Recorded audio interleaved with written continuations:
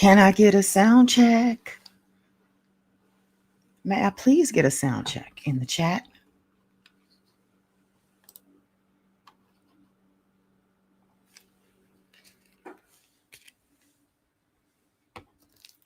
Let me know if you can hear me so we can what?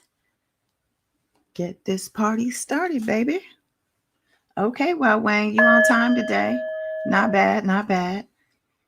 I appreciate everybody who's here. I see some of y'all in the chat. I'm apologizing profusely for being late. I did have this live scheduled for earlier. Something came up. That something is called Valentine's Day. I had forgot and I had plans. Anywho, hope everybody's doing well. Being that this is a live stream, it is Saturday night. Happy Valentine's Day for those of you who celebrate that. I celebrate love all day, every day. So, I hung out with friends today. It's nothing unusual. And I'm feeling quite nice. So we got a lot to cover. I'm going to go through the last chapter and parts of Reshona's book. Let me throw that up here, actually. Yeah. And we're going to, of course, have discussion. I have some video clips of some of the main players that I want to play and talk about. A couple people are supposed to be joining me also on the panel.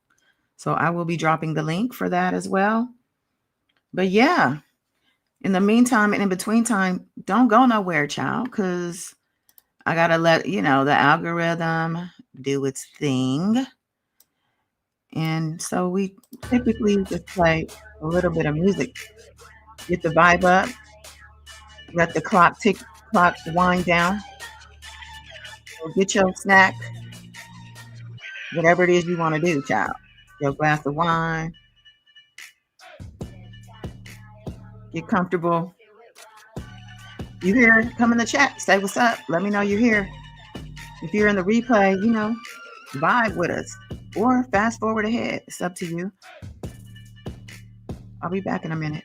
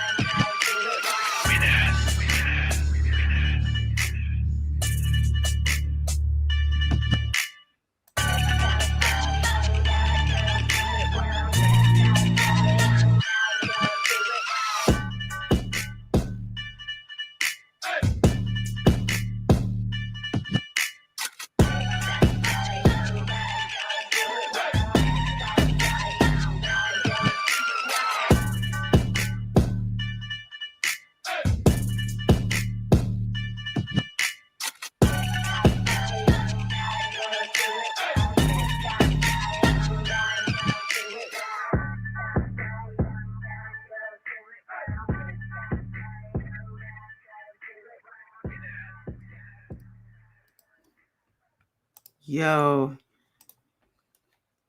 is that enough time? Peace, world, peace. Welcome or welcome back to Goddess Dawn Speaks, aka the $1 Trillion Goddess, baby. We are here live on a Saturday night, February 14th to be exact, 2026. Yeah. Happy solar traveling for the planet Saturn, leaving Pisces and going into Aries as of yesterday. Final placement as of the end of this month, and it is a big deal, and I will be doing a separate live on that probably tomorrow. But I want to say what's up to the warriors who showed up for the Warrior Book Club. First and foremost, let me put the Nosy Goddess on the board, because the Nosy Goddess is actually me. It's my other channel, y'all, my backup channel, the Nosy Goddess. I've decided to post something up there today. I've been MIA from the channel for a minute, but Go over there too. Support me. The Nosy Goddess, Nozey Goddess. Yeah. I want to say shout out to Wow Wayne. Thank you as always for doing what you do. You know I appreciate you. Thank you for the bells. What's up, Queen Quiche? Yes. Derry B, what's going on? Yeah, Derry B. Thank you for being here. I did move the time. Again, I apologize. So, Juti. Oh, Juti may or may not be here. Juti's been MIA, but I appreciate you, Juti. What's up, Love Queen? Happy birthday, by the way. Yes. Yes. Yes, it's Love Queen's birthday. She should be joining us this evening. Definitely like, share, and subscribe, y'all. Hey, Miss Sunshine to you. Hey, hey, hey. Hey, girl, hey. Yeah, so good to see everybody here. Nakia, what's going on? Happy Saturday, happy Valentine's Day, all those things. Yes. TV, Jock or Jack? 8336.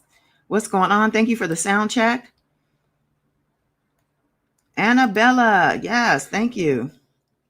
Oh yeah, baddie. I'm working on the choreography. I'm trying to do that TikTok dance. Okay. I do be posting TikTok dances on my shorts sometimes.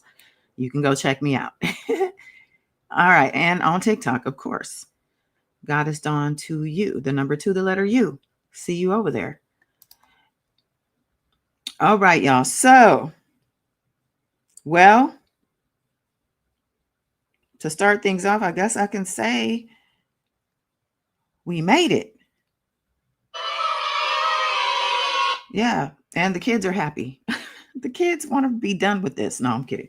But yeah, we made it to the end of the book. How long was this journey for? About a week? Yeah, we did it. We did that thing. So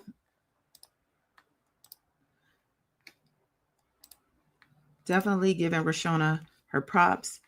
Who's watching Shorty? Reclaiming myself from the shame of R. Kelly's abuse. She did her thing, y'all. Let me just play one little snippet because y'all know I can't really play the audio, but I do my best to bring you what I can. I'm looking for it in all these tabs I have open because it disappeared. Let me find it. Here we go.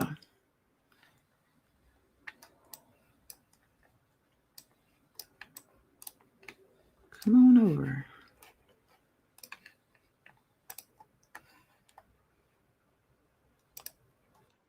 Okay.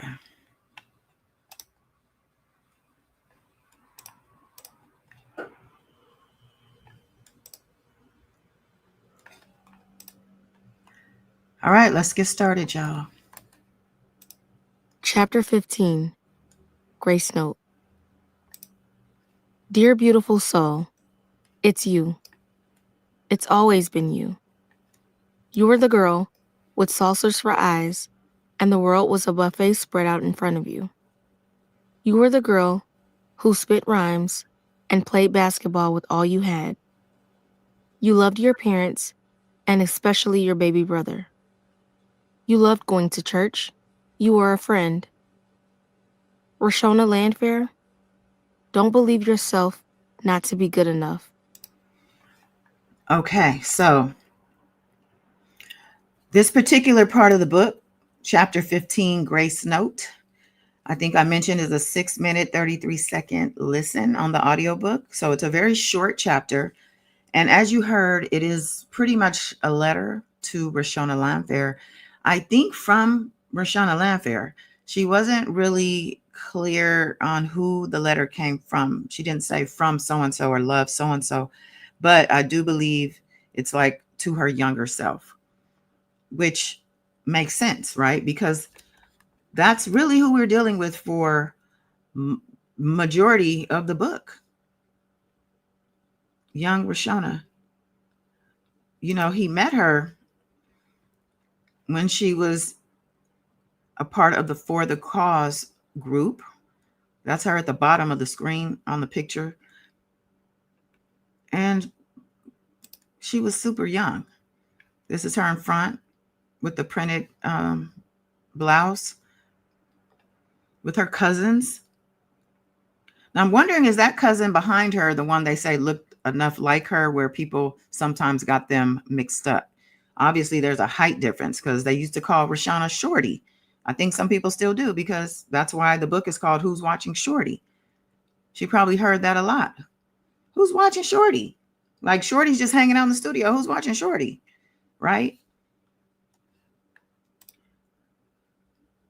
This is a picture of her with her family before she met R. Kelly. Imagine what her life would have been like had she never met R. Kelly. What possibilities her life held and still holds, but decades of time have passed where she could have experienced certain things that slipped through her fingertips, her parents' fingertips, and landed into R. Kelly's lap. So, the letter that she's writing, I would say, is probably to this young girl. This young girl as well. She's very young here. This young girl. So she's, in this letter talks about how much better she is than she once thought. And things like, there was no way for you to know what you know now. So if you don't remember anything else, remember that children don't protect themselves from danger. And what does that say? That says that her parents, who should have been her protectors, weren't. Because ultimately, it is a child's parents, especially when they're both in the home with the child. And they have another younger child as well that they have to look out for. So you would think that she's talking about protection here. And the finger goes first to her parents. Some might say to Sparkle. Sparkle's denying these allegations as she told her to rub his head and sit on his lap and call him Godfather and all of that. We'll get into that as well further.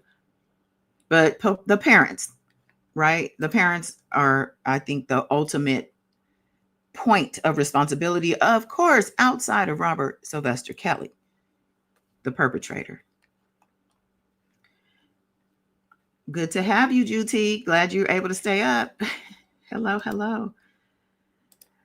Miss Sunshine says she looked so happy with her music group, didn't she? Beauty and brain tie. She's a beautiful woman. I feel so bad for her. Absolutely. She says she was 12 when PDF came into her life. All the adults failed her, including the courts. Very much true. Yeah, that's a good point. So,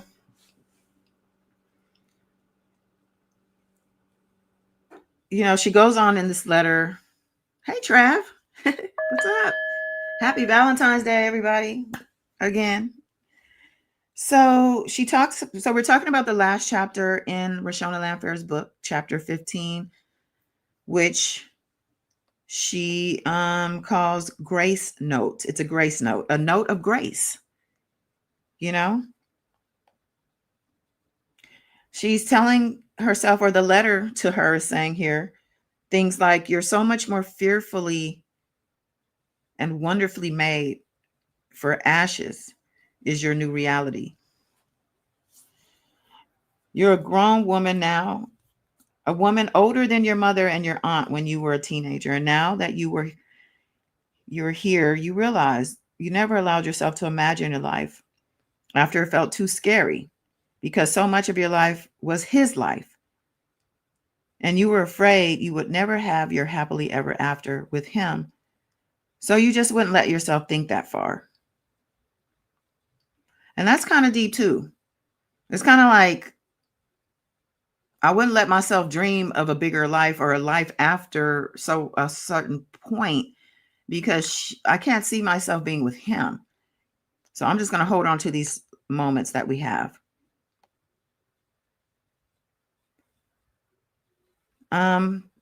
This is a long letter. I'm not going to read it all verbatim because, it's her book, and you can support her by getting the download or buying the actual book or whatnot. But I'm going to just tell you some of the things though that she writes. Your thoughts, your successes, your failures are all yours. You have a son who is the light of your life. You've known as an adult, but you're still learning what you want. And at a healthy long-term relationship, some days you want that for yourself, but you know that a relationship with a man can't define and won't complete you. Your biggest pursuit being the woman you were created to be, being whole and healthy, finding joy, living out love, and every rim of your life, that love is just something you give others every day. You practice loving yourself, forgiving yourself. You must, so you can be, your son is watching you. You want him to grow to love himself too. So that if it's God, will he one day love someone in a way that is patient and kind? You are loved because you can forgive your commitment to loving yourself as God loves you. Demand forgiveness and the boundaries that it brings you. So you have people from your life, including your abuser, especially him, his defenders have over their critique carry their words. Okay, so some of this was transcription from the audio. It's kind of jumbled, some of it. But yeah, she's giving words of empowerment, forgiveness as well, and again, grace, like she put in the title. God willing, you have more living and loving and growing up.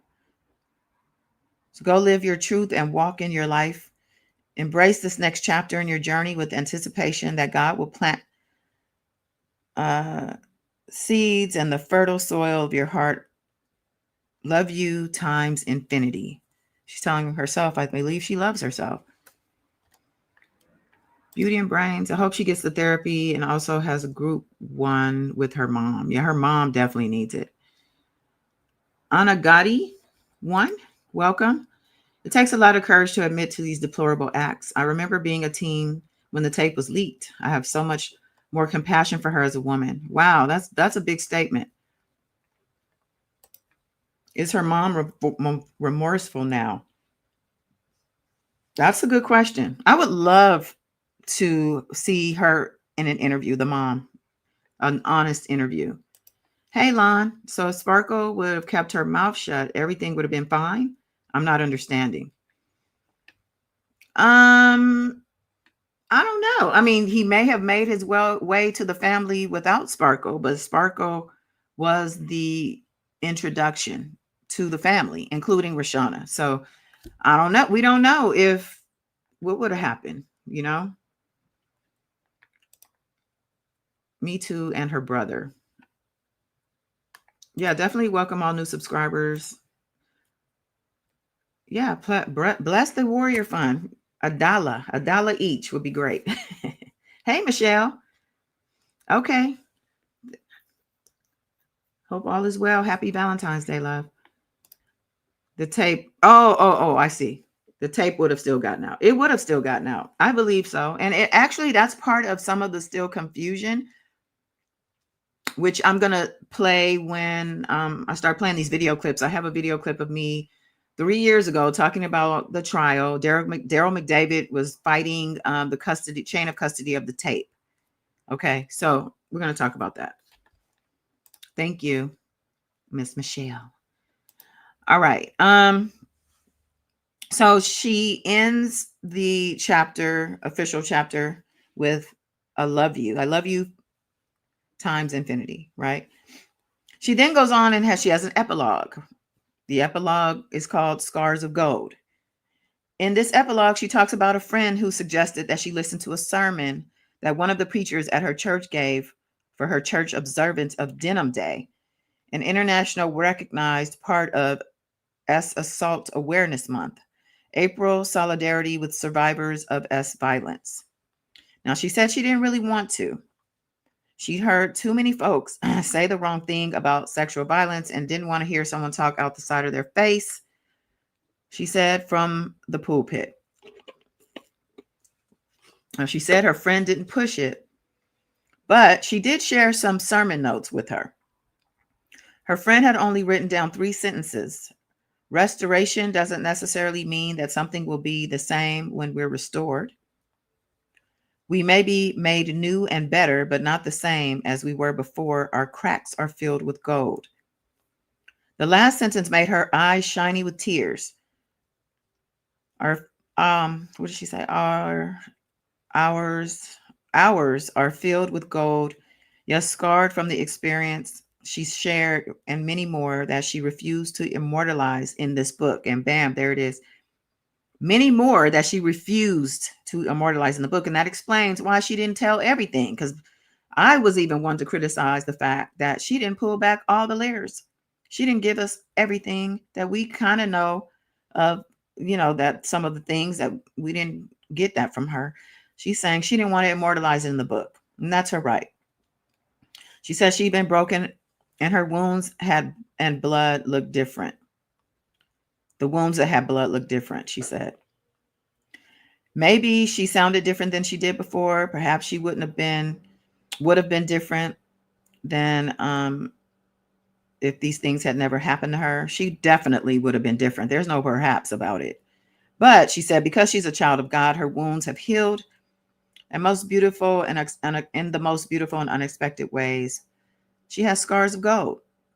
So the pastor described your cracks and scars as being filled with gold once they've healed, I guess, or that's in the healing process. They're filling with gold. That's a nice thought to have, I think.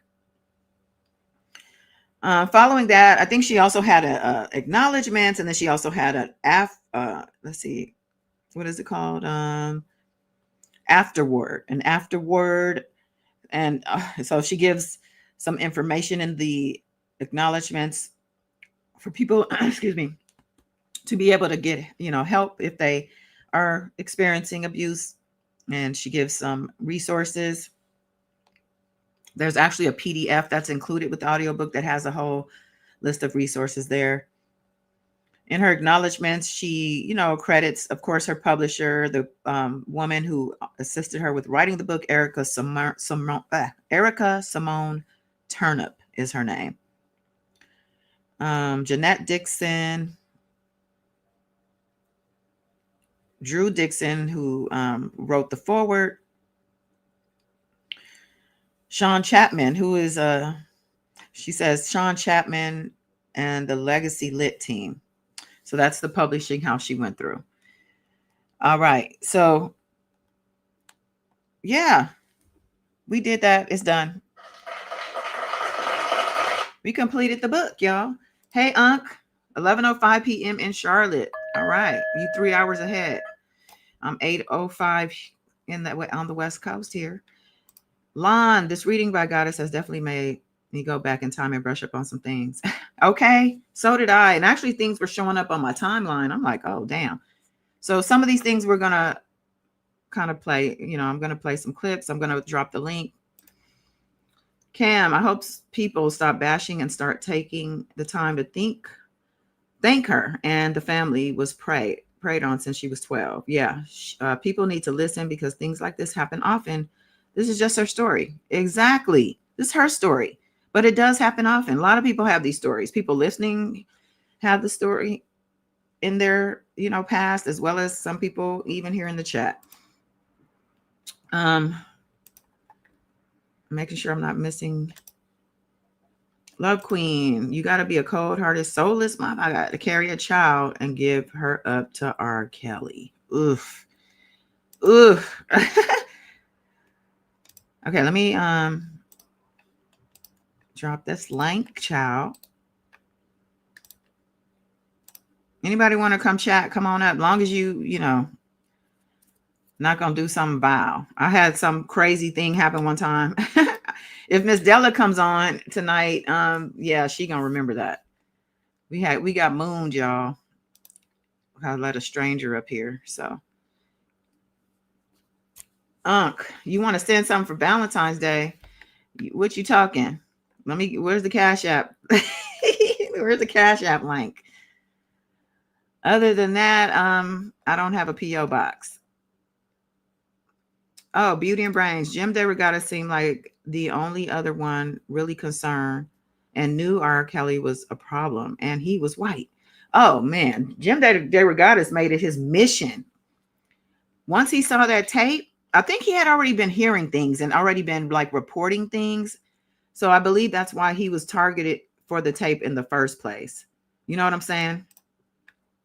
And I believe that Jim DeRogatis did, what he was supposed to do as an ally. That's what I'll just say he is. Jim DeRogatis, he came on the channel a couple times. He's a true good soul, to be honest. Shout out to Jim DeRogatis. Round of applause for Jim. Still want to know who sent him the tape, Trav said. And that's funny because, like I said, this was an argument in court. So let's, I dropped the link, Love Queen. So whenever you are ready, just pop on in. Let's start with some of these clips. I think we'll start with Reshona just because this is her story. And, it's only fair, right? It took a lot of thought. My son was the biggest reason I decided to write the book. Oh, hold on. Nobody is more qualified to speak on my experience more than I am. And I really wanted him to have the true narrative of what really took place. And it was the only true way I could reclaim my name, Rashana Landfair. When you say reclaim your name, what did you feel like your name had been up until the point of you coming out and identifying yourself as who we knew as a Jane Doe at the time? Right. The R. Kelly girl. There's so much more to me than what happened to me when I was 14 years old. I'm a mother. I'm a friend. I'm a coworker. I have a beautiful spirit. And in order for me to get my power back, I really had to set the record straight and step out of the shadows of Sean, the R. Kelly girl, and just truly become Rashona Landfair. Tell me about the first time you decided to put pen to paper to write those words and what that felt like for you. It was really hard. Growing up, everything that I went through was meant to be kept a secret. It was like, breaking code to speak on anything. So I didn't have the opportunity to really journal because I couldn't even be true to my journal or my diary. So it was difficult to confront a lot of things that I had compartmentalized. How old are you now versus when all of that started happening to you? I'm 41 today, and at the time things started happening, I was 13. Do you still carry that? Yeah. What do you do to work through those feelings? Just forgiving myself, just really, a lot of prayer, a lot of deep thought, talking to friends and family, and surrounding myself by positive energy. Do you remember where you were? I want to stop it there. That was an excellent answer. The positivity we love. She looks so good. Not just for 41, but just for having gone through what she did. Yeah. And welcome and happy birthday. Birthday. Yes. So Thank you. to be here. Happy Valentine's Day. Happy Valentine's Day, everybody. You have any thoughts? I'm going to actually, I forgot to download something real quick. Go ahead and share some thoughts. I was just thinking she's 41. I'm 46 today. So that means when it hit Detroit, when I learned of the tape, I didn't ever look at it. My kid's father tried to get me to watch it. I didn't watch it. I didn't want to see it because hearing about what was on the DVDs, I didn't want to see that. And that's terrible. I was 15 myself, so that was in 95. Oh my God, he was an adult and looking at a child, and then the adults that failed her. I commend her for coming out because it takes a lot of heart and balls, the heart and soul to come out and air out all this stuff, whether it's in a book or an interview. and to look somebody in the face and finally just speak your truth. Nobody can tell her story but her, and that's her God-given right. And I just hope that her heart and love and everything is restored, and she can live a prosperous, peaceful life from here on out, and a healthy one at that. And damn R. Kelly and his ass, okay? Damn him to hell and anywhere else he need to go. I still say the snakes in that damn video need to slither around his neck and take him out. I'm gonna share your little birthday picture if you don't mind. I don't care. Just go ahead. Look at this beautiful queen. And happy Yeah, I bought birthday. my- Everybody wish Thank you. Love Queen a happy birthday. She is a true love queen, born on Valentine's Day. Okay. Yeah, I'm an 80s baby, y'all. Yes. Okay. So let me see what she's asking her next. Okay. You first met R. Kelly.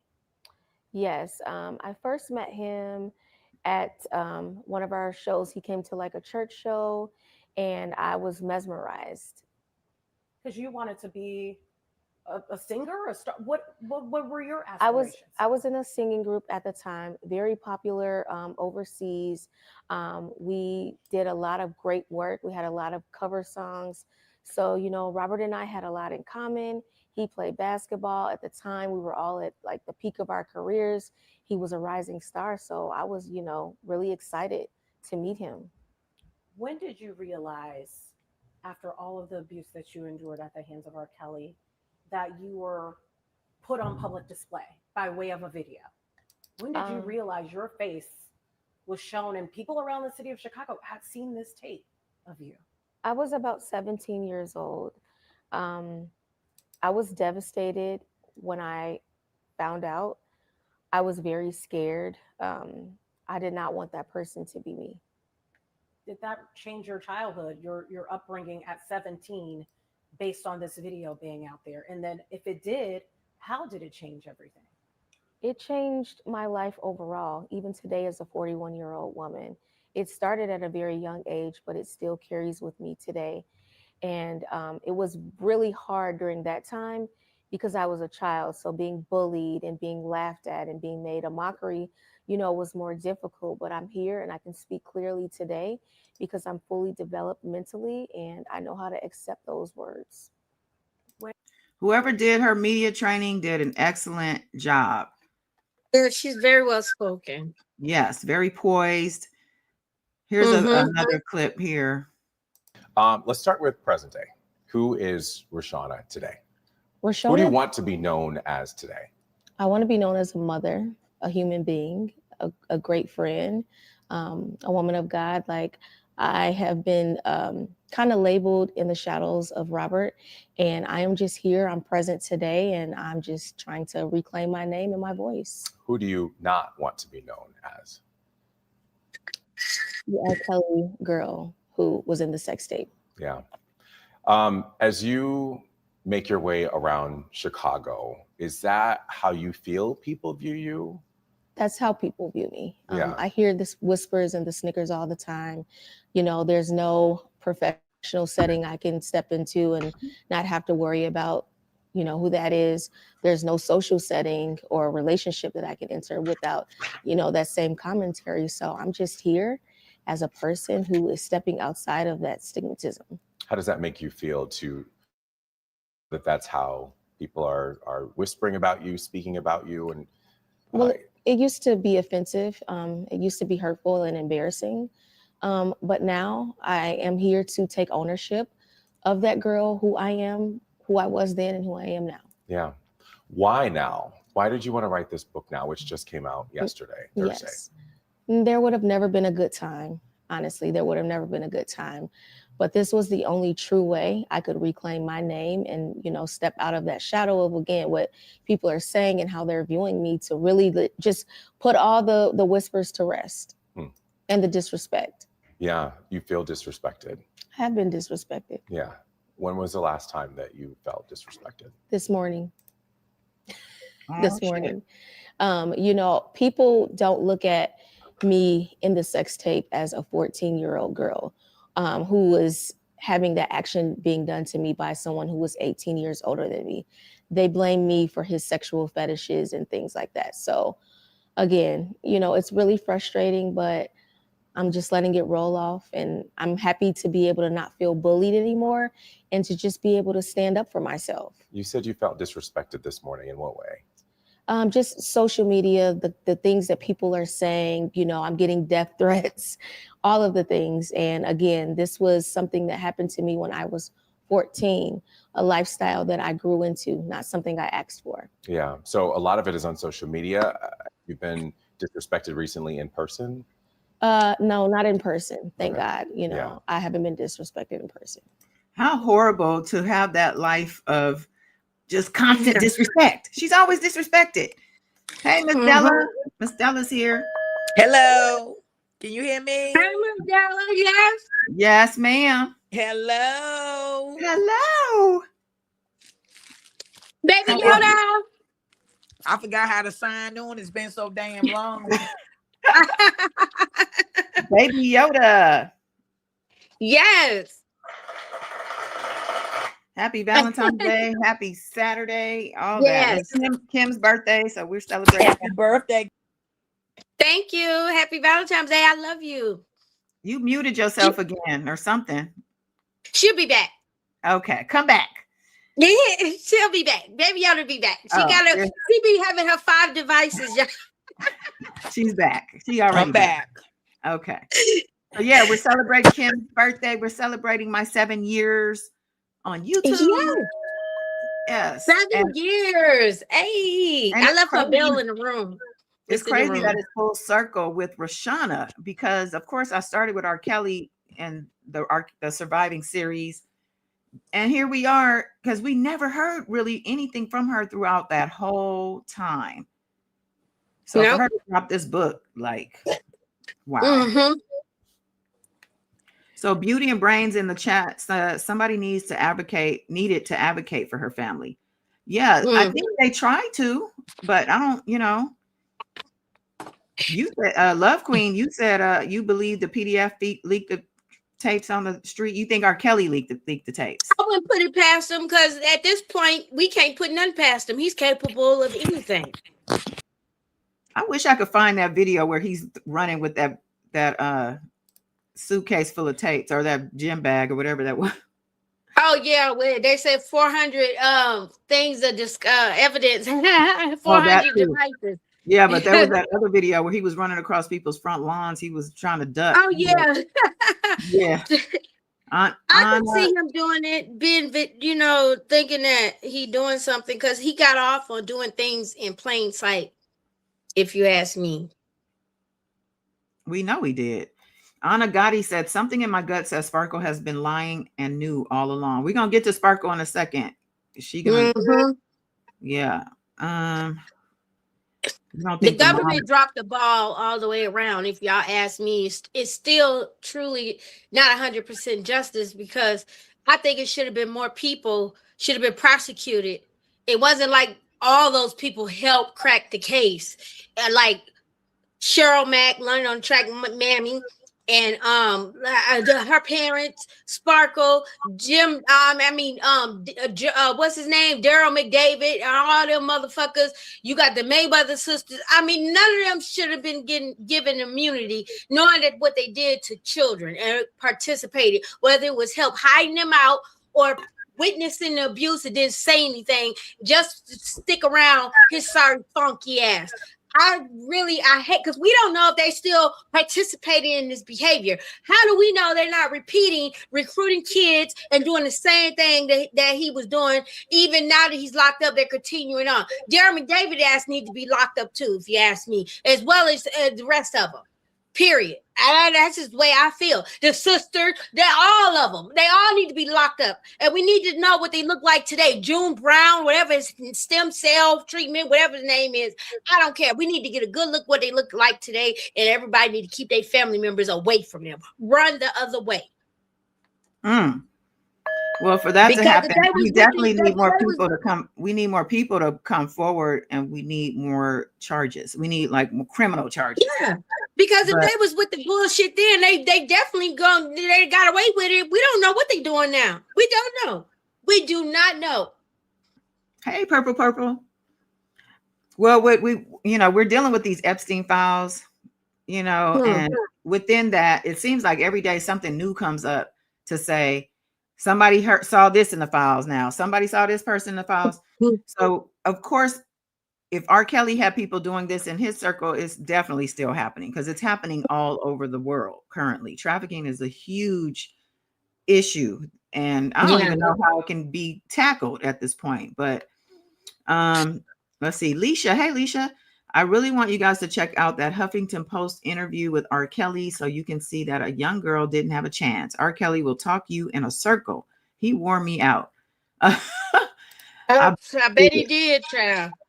Juti, happy Valentine's Day, everyone, and a special thought for you, dear Dawn, for bringing us together on this day. Oh, that's, you know what? I didn't even think about bringing everybody together on this day of love. Yeah, shout out to me. Yeah. Miss Michelle says, so R. Kelly played crazy the whole time. Yes. He's still playing crazy. Mm-hmm. Oh, Annabella said she's so beautiful. I'm assuming she's talking about you, Love Queen. Thank you.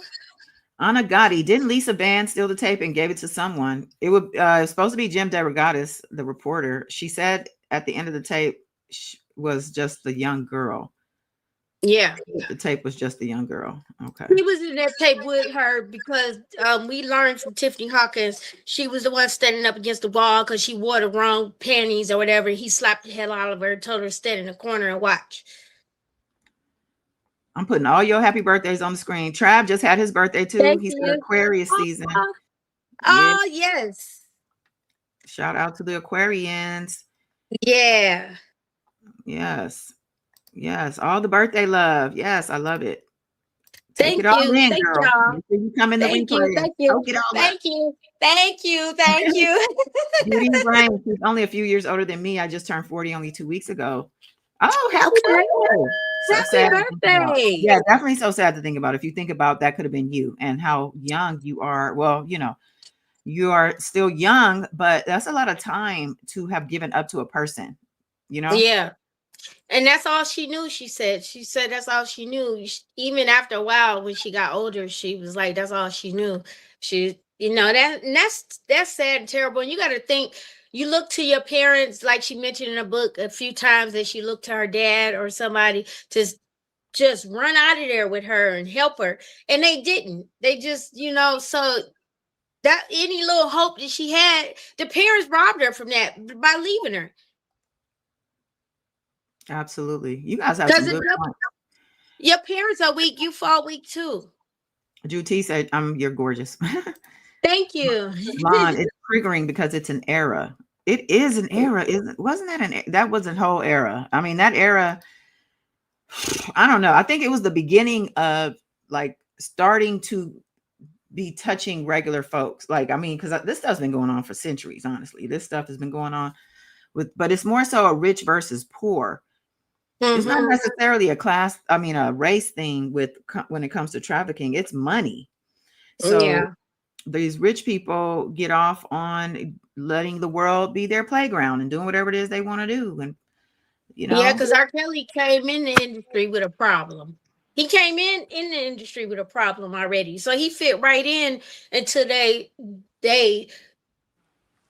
horrific acts that they was already doing.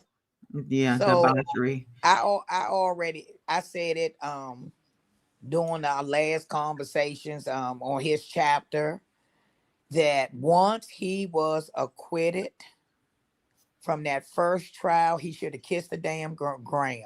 Mm-hmm. But I guess he thought that he could do NDAs and I think he can beat the system that wasn't gonna catch up with him, and it did. It sure did. Yep. And it's a shame that people at the time, the people, especially if they were underage, a lot of these people signed these agreements. They weren't even in a position to sign that agreement. It wasn't even a legal agreement because they weren't able to consent to anything or sign any legal document without a guardian or parent Yeah. co-signing that. So it's a shame though that, you know, people don't know you can't sign an NDA to cover up a crime. You commit And a crime against me, that NDA is not going to cover your ass. I And you can't know, remember. So can you or Kim try to remember that the lawyer was paying out a certain, was it $250,000 a pop every time somebody come up in there? yeah, her name was Lisa something or whatever. I That was think. the lady that got hit by the car, but I'm saying Oh, after the Linda No, there Mensch. was somebody, another. No, wait. There was two. Okay, so the one that got hit by the car was not. I don't believe she was the same one giving out those deals. okay. There was No, another lawyer. Linda Mensch was. She started off as his publicist and then an attorney. No, But no, no, her no, and no, that no, no, business. no, no. I Oh, don't think so. I think Linda was the oh, one who got hit and unalived right before the trial. But Linda yeah, was she was. she was a legit legendary music attorney. Yeah, The other attorney, I cannot think of that woman's name. She did not show up to court. I think she tried to do a video testimony. yeah, I'm not even sure if she did that. I think she said her mother was sick. She had all these excuses. But this woman was linked up to R. Kelly to where between her and his personal lawyers, maybe Linda might have been one of them, yeah, having these girls sign these NDAs and giving these checks out like they were Tic Tacs. yeah. Like Because Lisa Vann had received a check too through that lawyer, and then she gave the money right to R. Kelly. Cam says, just think most of his top tier hits performed by him and those he wrote was in the time period of the tape dropping and the trial era. So pretty sure she is easily triggered. Oh, for sure. We just read in that last chapter before. Remember, her coworkers were playing the music at her job. She can't Yeah, even go to work and have peace of mind. like, and then Chicago out of line for that shit. Why would you want to play his music before class start at the damn school, knowing his reputation? Like, what the hell is that about? I'm looking at the principal. Beauty and Brains. They should have got him with Tiffany Hawkins since 91. Lord Jesus. Okay. And then we sure. learned that it was a potential 10-year-old before Tiffany Hawkins, like in the 80s, even before he even made his way in the industry. You know, it's just terrible. I look at the brothers in them too, because we don't know if they touched on anybody besides him in the household. Now that we know shit was going on in the church, in the home, in the streets, all in the fields and everything else. I was just listening to Carrie when he interviewed with Tasha K, I think, and he was talking about when he was also abused, but he didn't have memory. He just said he knew it happened, but he said when R. Kelly brought it up to him and Bruce, that he knew it happened to him too, which happens. People suppress it, especially when you're young. I think Bruce did it first, and then the sister. Ain't no telling Bruce touched the sister. Beauty and Brain says she remembers you, Miss Della. She said hello. Anna Gotti. D Moore, hey, happy Valentine's Day. That's terrible. It's just fucked up.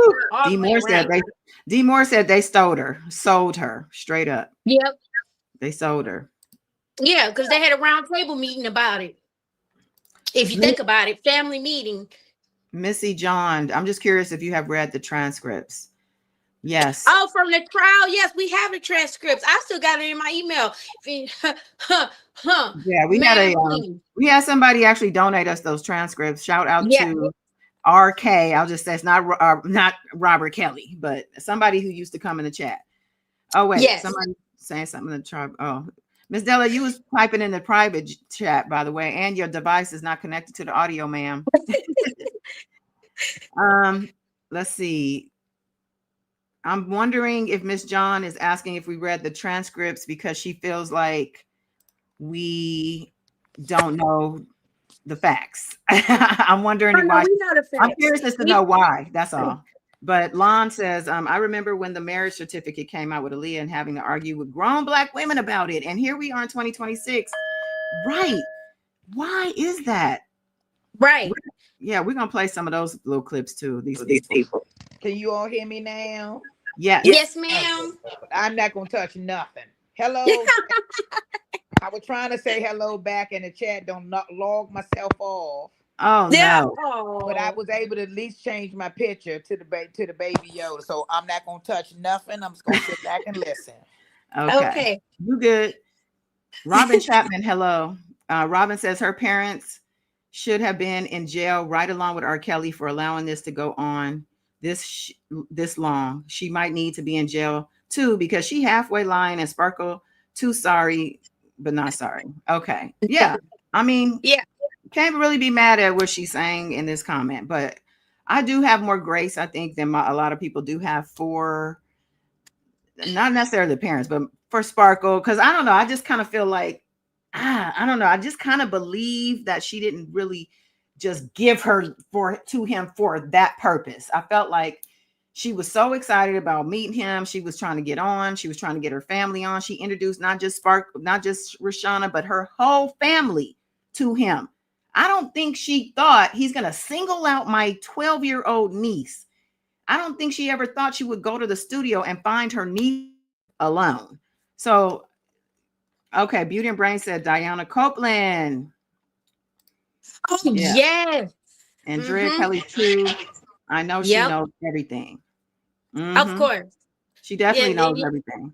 She went unscathed in that trial too. She didn't have to take no witness stand or nothing. And you know, that's Well, I mean, listen, Andrea, I give her grace too because she's a victim. I don't care what nobody says. She did what she did after. But she still bringing him girls even when he was in talk, the Trump Towers. We got to talk one at a time, boo. But what I was saying is Andrea, you know, she had. Let me just play some more clips. Go ahead and say what you were saying, though. Go ahead. I said it was told to the public that Drea was bringing him. She called it gifts, and even when he was in the Trump Towers. Miss John says she had relations with Drea as well. And guess why? If she did, because R. Kelly told them to, and they were brainwashed by him, and they did it. I'm just saying, let's not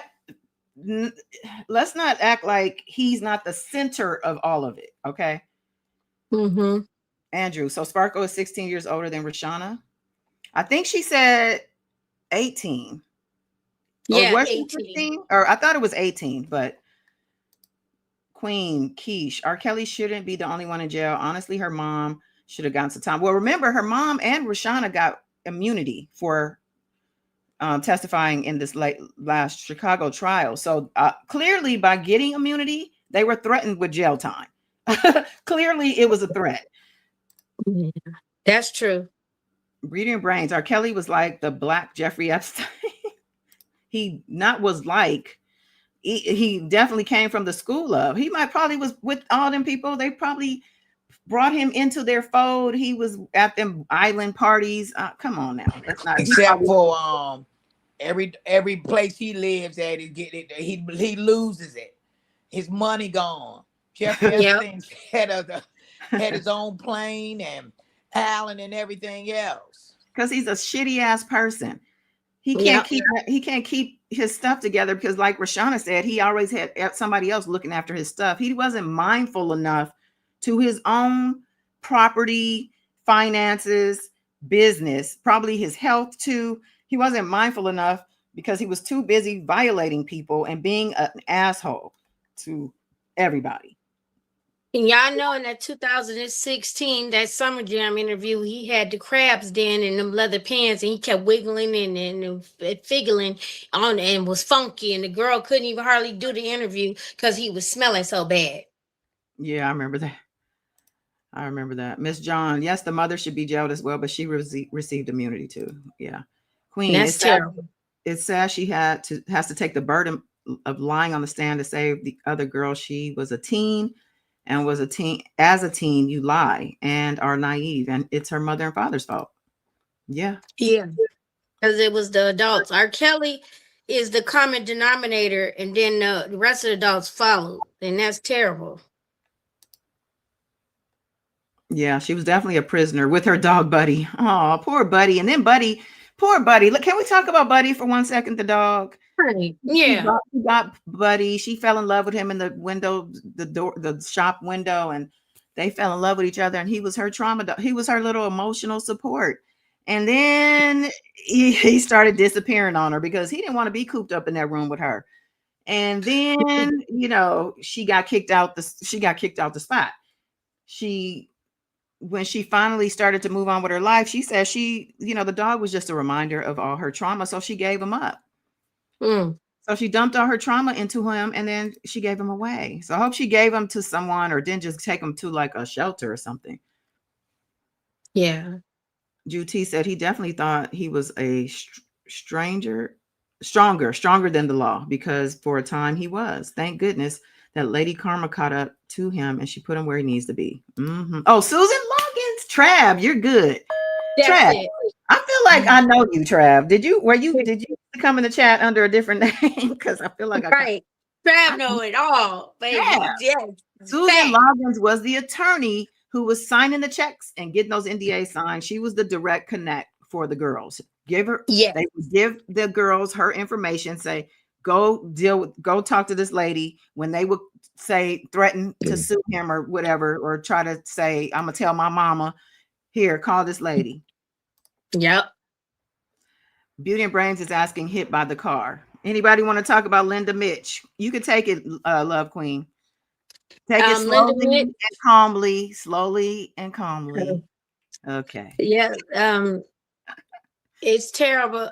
They never did say they arrested nobody in her demise a few days before the trial started. In the broad daylight, she got taken out. That was alarming to me. And the person made sure she was up out of here, gone to sing King.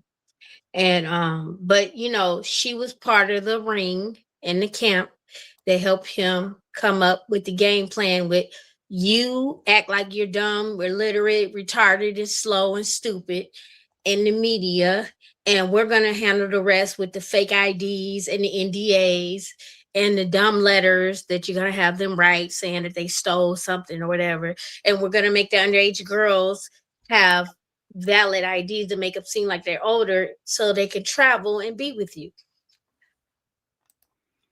To me, just her karma came back, because how dare you? Yeah, so just real quick about Linda Mensch, because I feel like Linda Mensch, can you guys hear me? Because I got a little thing about my audio being out or something. I can hear you. Yes. Okay. And I don't know what this is for this. What this is. What's the ad? Okay. Here's Linda Mensch with her daughter. She was his lawyer for a very long time. She, I think, left him in 2018, if I'm correct. And I think that's because the feds were sniffing around her. And Linda Mensch was hit by it was a white van. It was like an indescript van. She was leaving, I think, an event or some type of something. She was leaving a flower shop. I forgot where she was. She was in her neighborhood, though, I think, but she was walking. Well, let's read that. Let's read this. Let me just read this, because I'm going by memory. This was years ago. Okay, so this looks like an update, but it says evidence from witnesses and police camera fails to produce an arrest in hit and run death of prominent entertainment lawyer. At least 3 witnesses said they saw the driver as he briefly got out of his van. Police have the license plate number and the same name of the owner. A surveillance camera caught the hit and run. Okay, so here's the actual story. After enjoying a beautiful afternoon at the Garfield Park Conservatory, Linda Mensch and a longtime friend walked out with a brightly painted pot from the gift shop. Oh, she was with a friend, a longtime friend. I never heard nothing from this friend. Interesting. Her friend offered to carry the heavy pot, and Mensch followed a few feet behind as they walked through the crosswalk in front of the West Side Conservatory. A black van barreled past and hit Mensch, the driver, getting out briefly before speeding away. And guess why he got out? Anybody want to answer that? To make sure she was dead. There you go. All right. So Mensch it says her friend. Wait, let's see. So the driver got out to do what Miss Della just said, and Kim. Mensch was 70. She died at the hospital. Her death mourned by musicians and artists and others she helped as a lawyer. So that was that. They said that happened 3 weeks before this was published, and there have been no arrests, despite considerable evidence provided by witnesses and a police surveillance camera. At least 3 witnesses said they saw the driver when he got out, including a friend who gave the description to investigators. Police had the van's license plate number and the name of the owner. The camera caught the hit and run. Police have released images of the black 2007 GMC Savannah cargo van along with the plate number, but no description of the driver. They didn't release the description of the driver. I wonder why. Okay, mentions they were given the description by several witnesses as well as her friend, they said. Mensch's daughter, Jessica Heyman, a public defender in New York City, said the family has received no updates from the police. A spokesman from the department would only say the investigation was continuing and no one was in custody. She said, I'm assuming they've taken it seriously, but they haven't really been in touch to keep us updated at all. Feels like we're being left high and dry. It's depressing. So Linda said her mother would be remembered as a powerful, kind, and generous woman who had an endless zest for life and a deep appreciation for the art of music. She gave great advice. She always made everything seem easy. She knew the right person to talk to make whatever it is you want to happen. Okay, very connected woman, able to make things happen and get things done. Also, R. Kelly enabler.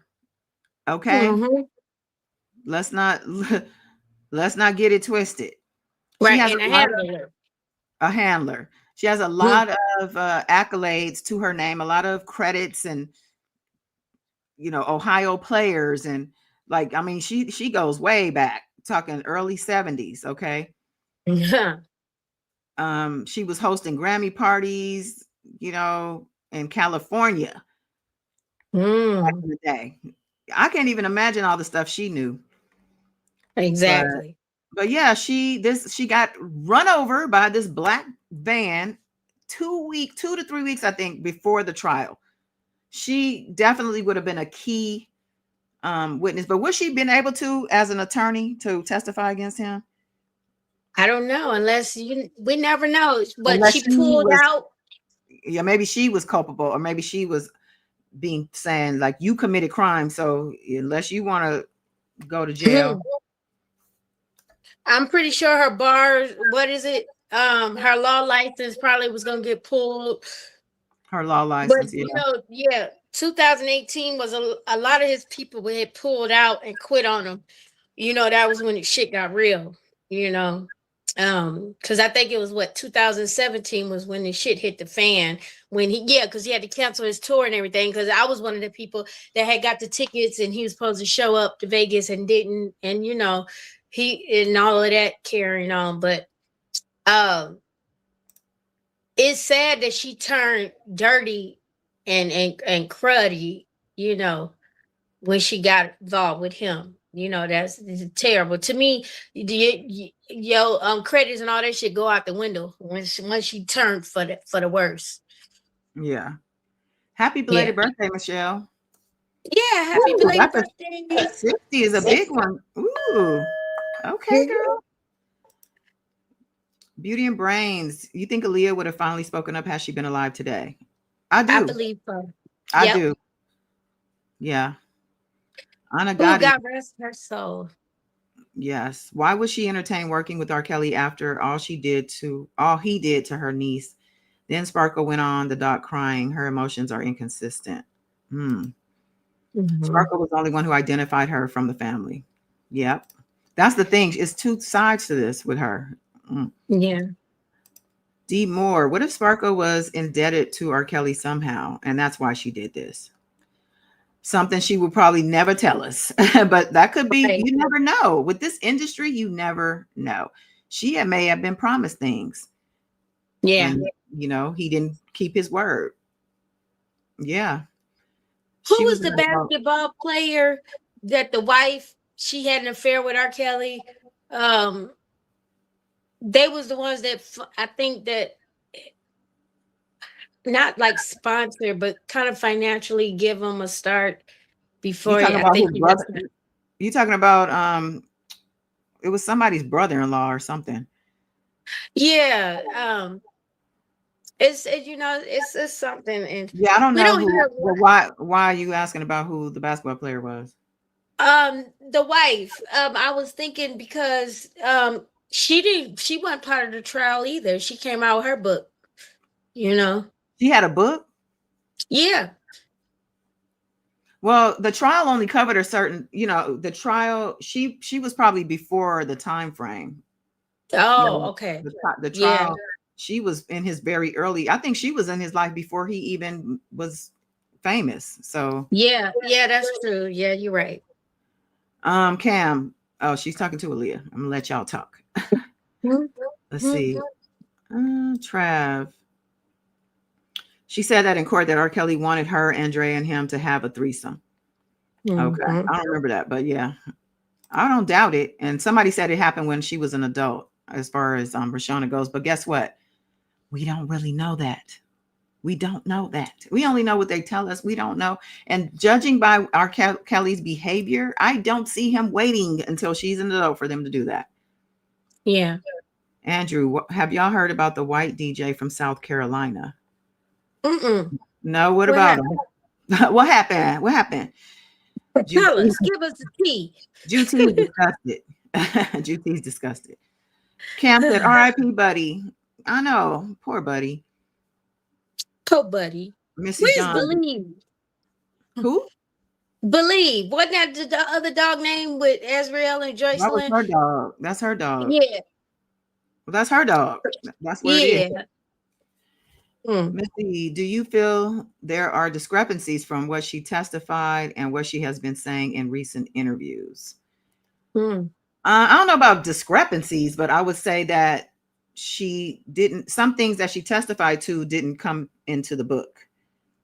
Yeah. I wouldn't say discrepancies. I don't know that she said something in the trial that she said in the book that didn't match up. If that's what you're asking, nothing like that has come up for me. If somebody else has seen anything like that, feel free to put it in the chat and let us know. Or if you have, did you feel there were discrepancies, Missy? Queen. No. I was asking Missy. She's the one that asked us. I was asking her, did she think? Queen, what could the feds charge the parents with? Good question. What, trafficking? Queen Brielle? I don't know that. Well, yeah, that's a good question. We need a lawyer for that one. Yeah. Queen Keisha, I hope all the Black letter law, can you tell us, please? What'd you say? I said black letter law. Can you tell us, please? What could the parents be charged with? Queen Keisha, I hope all the survivors got their restitution by now. I wonder what happened with Azrael's money. Remember, they were saying that the judge had decided to cut her amount down significantly. It went down from like 300,000 to like 9,000 or something crazy. And I know she's been spending that money. I got to follow up and see what happened with that. I think the judge suggested it. I don't know that he would actually been able to make that happen. I'm not sure.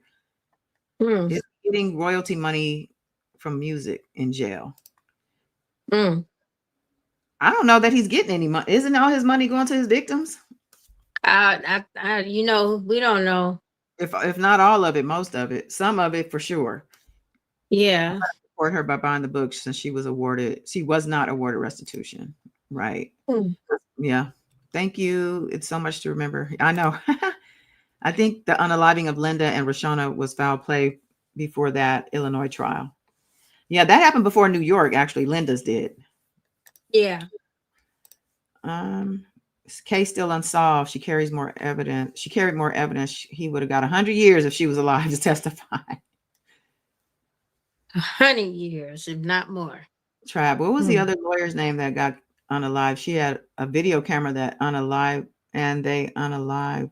Wait, he had a video camera. They unalived him and took the video camera, and they still haven't found killer yet either. What? Oh, I don't know. A lawyer that got killed had a video camera. I don't know about that one. Trav, you got too much tea. You can email me if you have a link. Yeah. Parents will get child neglect. Oh, is he talking about the private investigator that was he Italian or something? Oh, yeah. Yeah, he was unalive. He sure was. He sure was. The private Yeah. investigator who had all the evidence. Yeah. I can't think. I got his name written down. My notebook is in the bedroom with the bell. But yeah, I remember we never heard nothing else about that either. That was before the trial started. He sure was. He was up out of here. Dub Deuce said he got out to take a picture. He talking about the guy who drove the van that hit Linda. He got out to take a picture to show the people he did the job, huh? So he can get his check, get his cash. Yep. What are your thoughts on Mr. R. Kelly's name being in Mr. Landfair's obituary? Anybody else want to answer? Yeah, the mom gave him a shout out at the Yeah. It was the mother. Yeah. It was for sure the mother. Yeah. They, it's terrible. Queen Brielle said federal prosecutors typically do not have jurisdiction to charge parents with child neglect. Yeah, I mean, for federal prosecutors to charge the parents, it would have to be a federal crimes, some type of federal, like what trafficking is a federal crime, but I don't know that you could charge. I don't know. I don't know. It's lost on me, but I'm pretty sure there's something they could do. I'm thinking, I don't know. Could it be like child neglect and endangerment or abuse or something? Anna Gotti, let me guess, they sealed those documents. Yeah, they definitely sealed the documents with the divorce decree and everything with Drea and him, So Queen, they left her in there in that room knowing RSK had held her captive, lied to cover up his actions on their daughter. That is neglect. Really, they are predators as well. Yeah, I agree.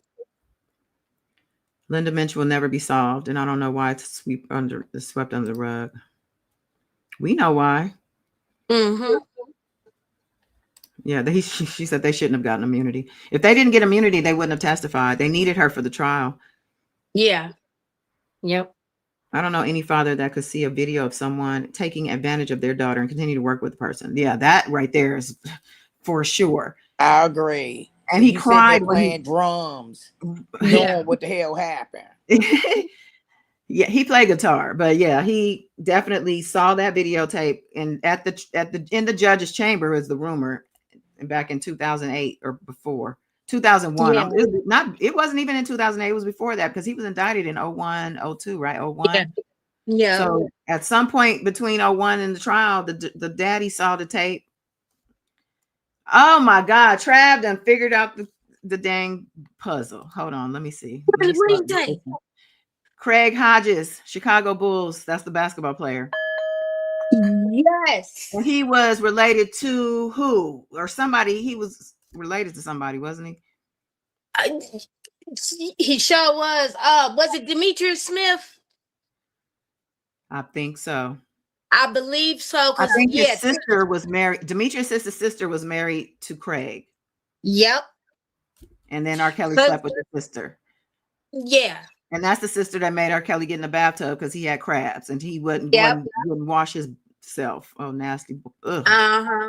Okay. He also said, yes, Aaliyah would have Tiffany Hawkins had her on the witness list and public announcement. Okay. Yeah, I believe she would have as well.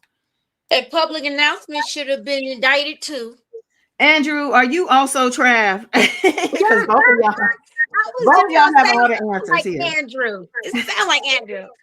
Barry Hankerson should have been indicted. The mom, everybody should have been fucking indicted. Jive Records, every fucking body.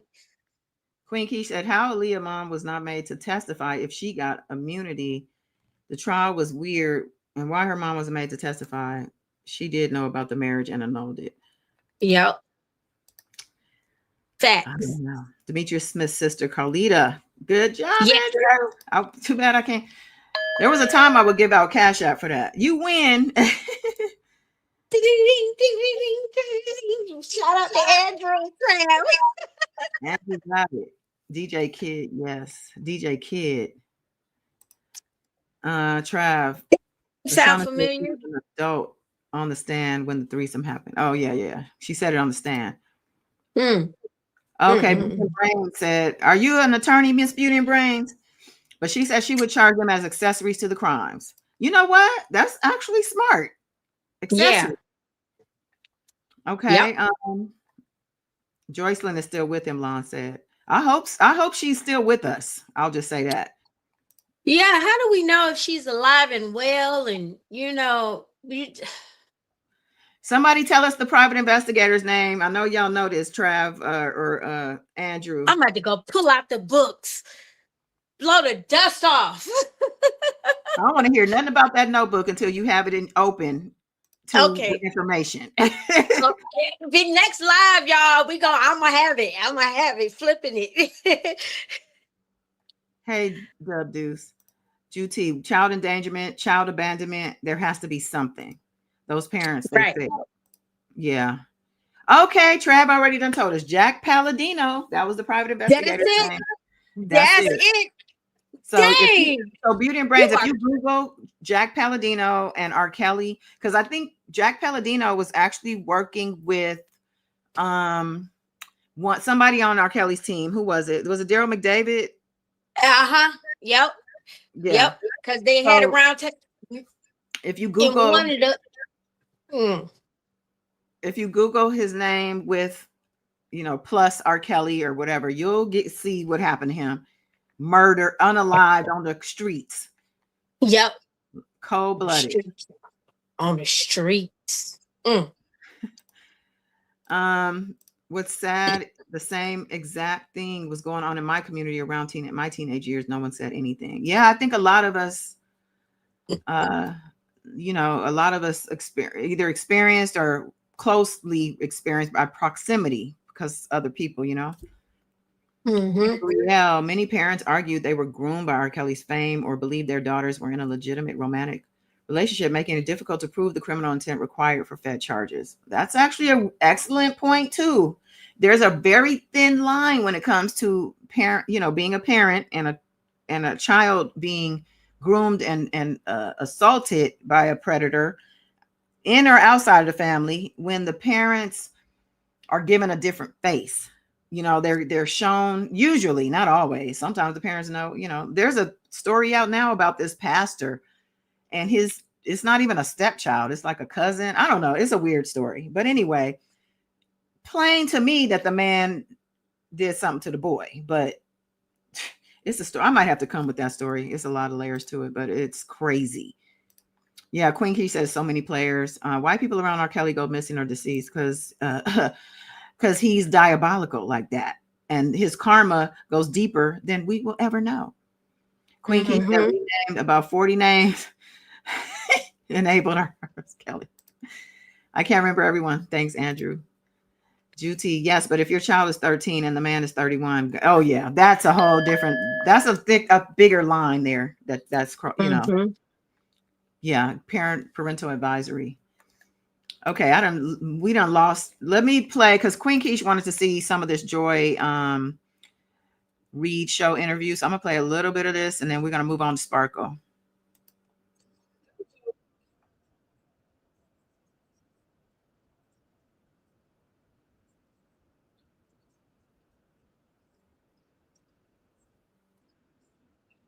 There's no sound.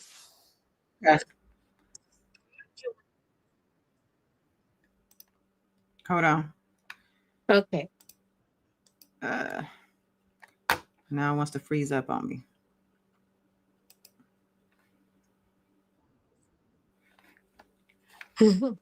Okay.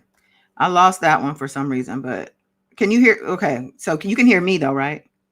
Yeah. Okay. So I'm going to push play on this and I'm just as a test. Okay. Okay. Wait, let me see if you can see it. Oh, you can't see it. Hold on. Hold on.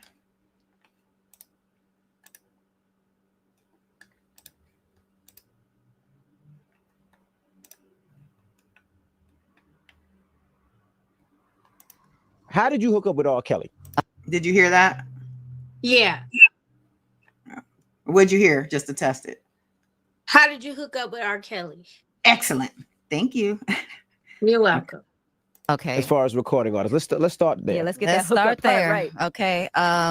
89. It's a little way back there, but yeah, I was like one. Yeah. Shut up, Envy. No, you weren't. That's my You were in story. college. That's story. I'm sticking with it. Yeah, 89 in the studio. He was working on Billy Ocean at the time. Mm-hmm. And actually, a girlfriend introduced me. She and he were real cool. She wanted him to hear me sing. Mm-hmm. And I didn't sing for him that day, though, and didn't, keep in contact or anything like that. Mm-hmm. But fast forward, I started a little bit seeing him out in clubs or whatever. And then in 92, I was asked to come down and sing for him. And then I am the girl behind all the backgrounds on Aaliyah's first album. Mm-hmm. So I got to sing that, except for Age Ain't Nothing But a Number. That's what you did. Yeah. When that came out, I was like, what's this song? I was like, this is not a song that we did, but yeah. So at the time when you first met him, did you see anything funny going on with R. Kelly, with him into young girls, or did you know he was dating Aaliyah at the time? Did you know that they have a relationship? Did you see any of that when you were doing background vocals for R. Kelly? I ain't see not a thing. Studio life, people don't understand studio life. Look, I was working a job in 92 when he came and was like, can you do this for me? Do the backgrounds for me. I was working a 9 to 5. So I would, leave the job, come to the studio, do my job there, I'm in the booth at the mic singing pretty much the whole time. Mm-hmm. I didn't see anything going on. But mind you, Barry Hankerson is right there. That's his Aaliyah's uncle, blood uncle. Her parents are there.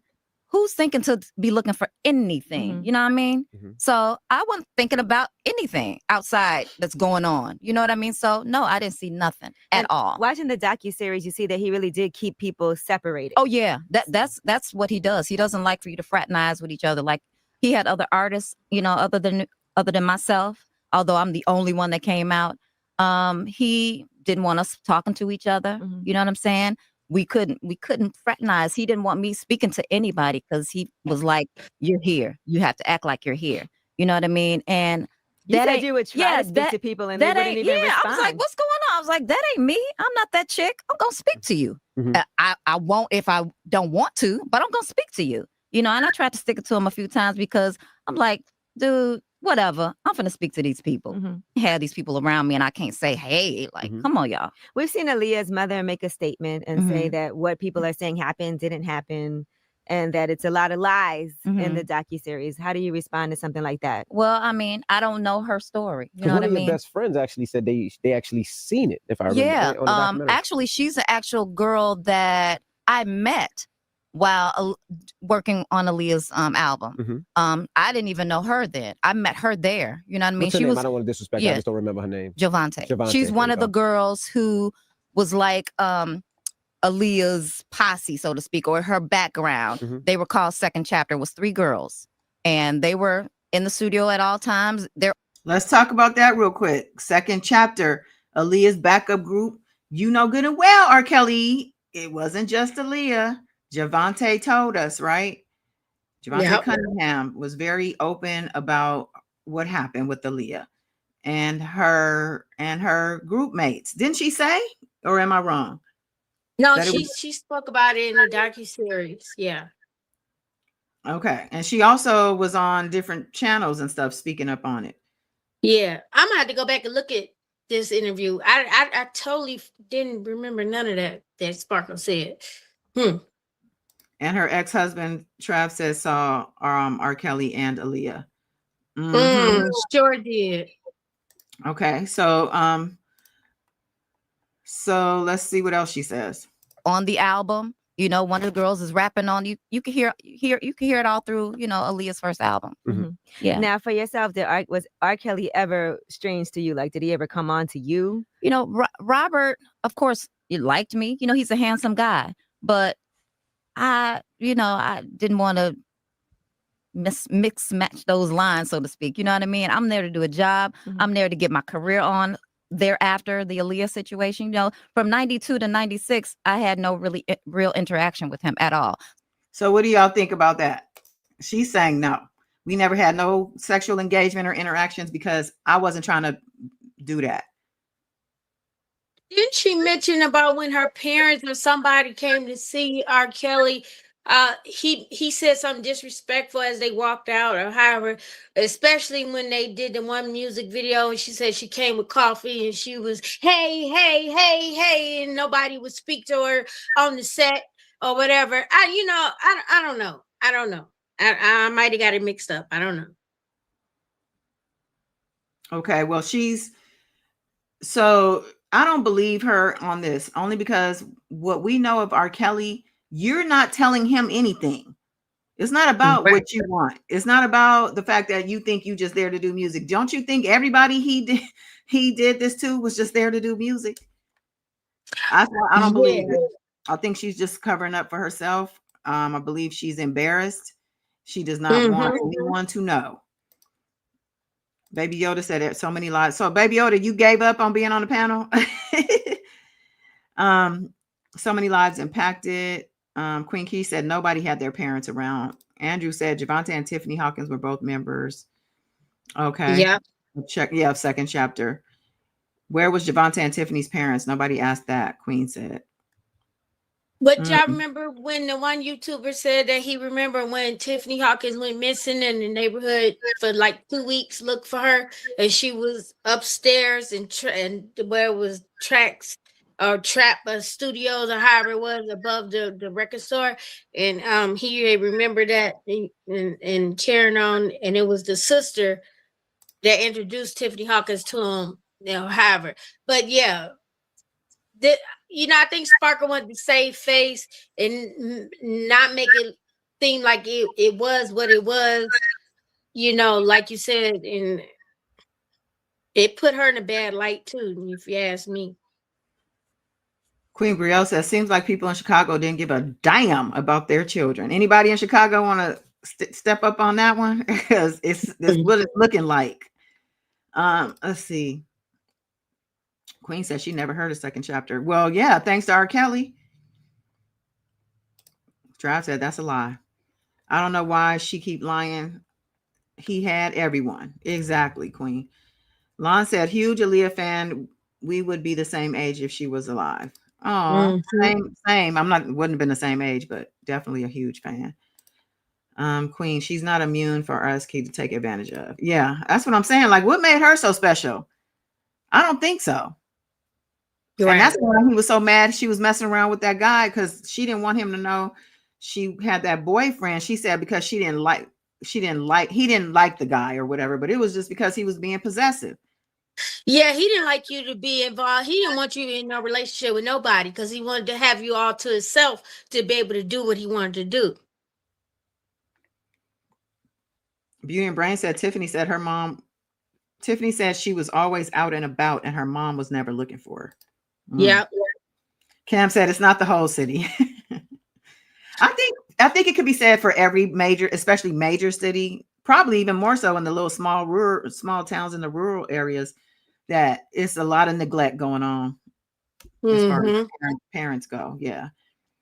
So Queen says Sparkle, she want to act like her marriage never existed. Oh yeah, she gonna get into that. Chicago's pretty much split when it comes to R. Kelly, Andrew said.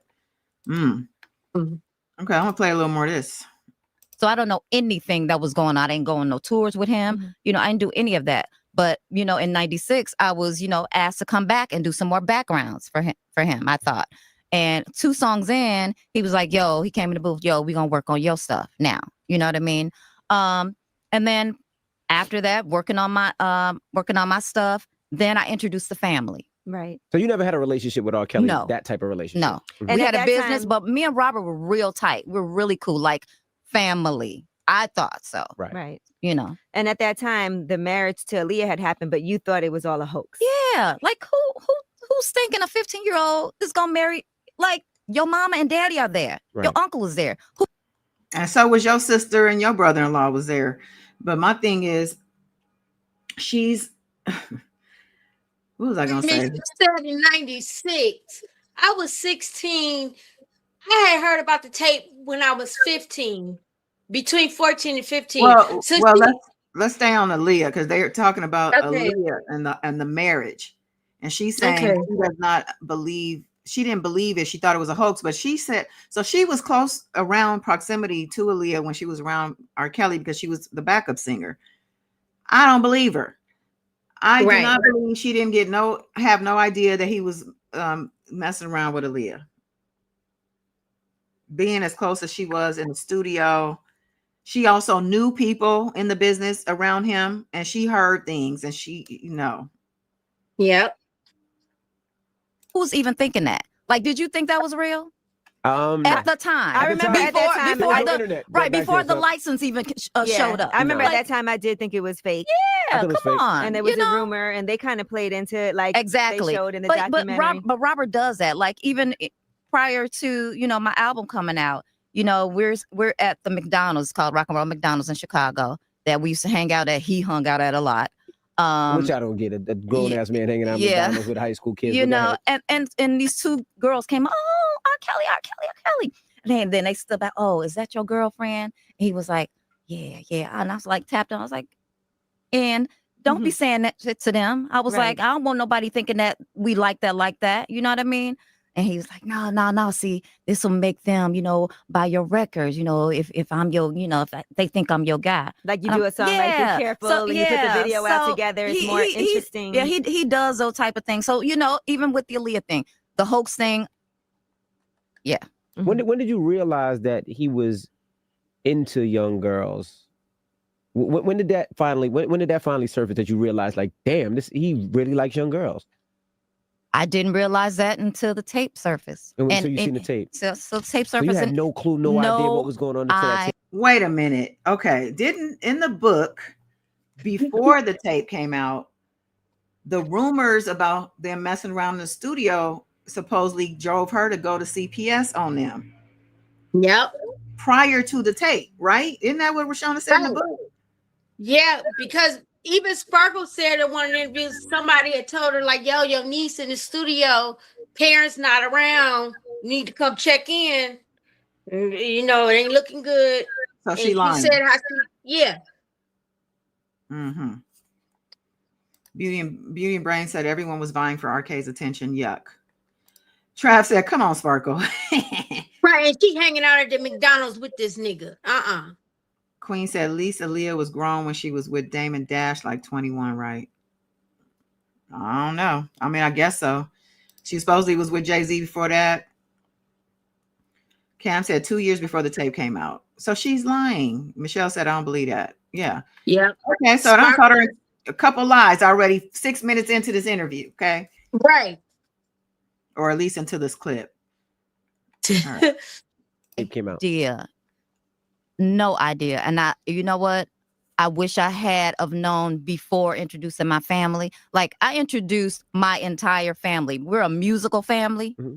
And look, Robert had just got a situation with Interscope. He was taking me to Interscope. He was leaving the other artists on Jive. You know what I'm saying? So he was going to need bodies. Right. My family's a musical family. Let me see if I can put them in there. Get everybody paid. And let them be stars like he was about to make me. So I introduced my niece. She, my sister and my brother-in-law brought her down.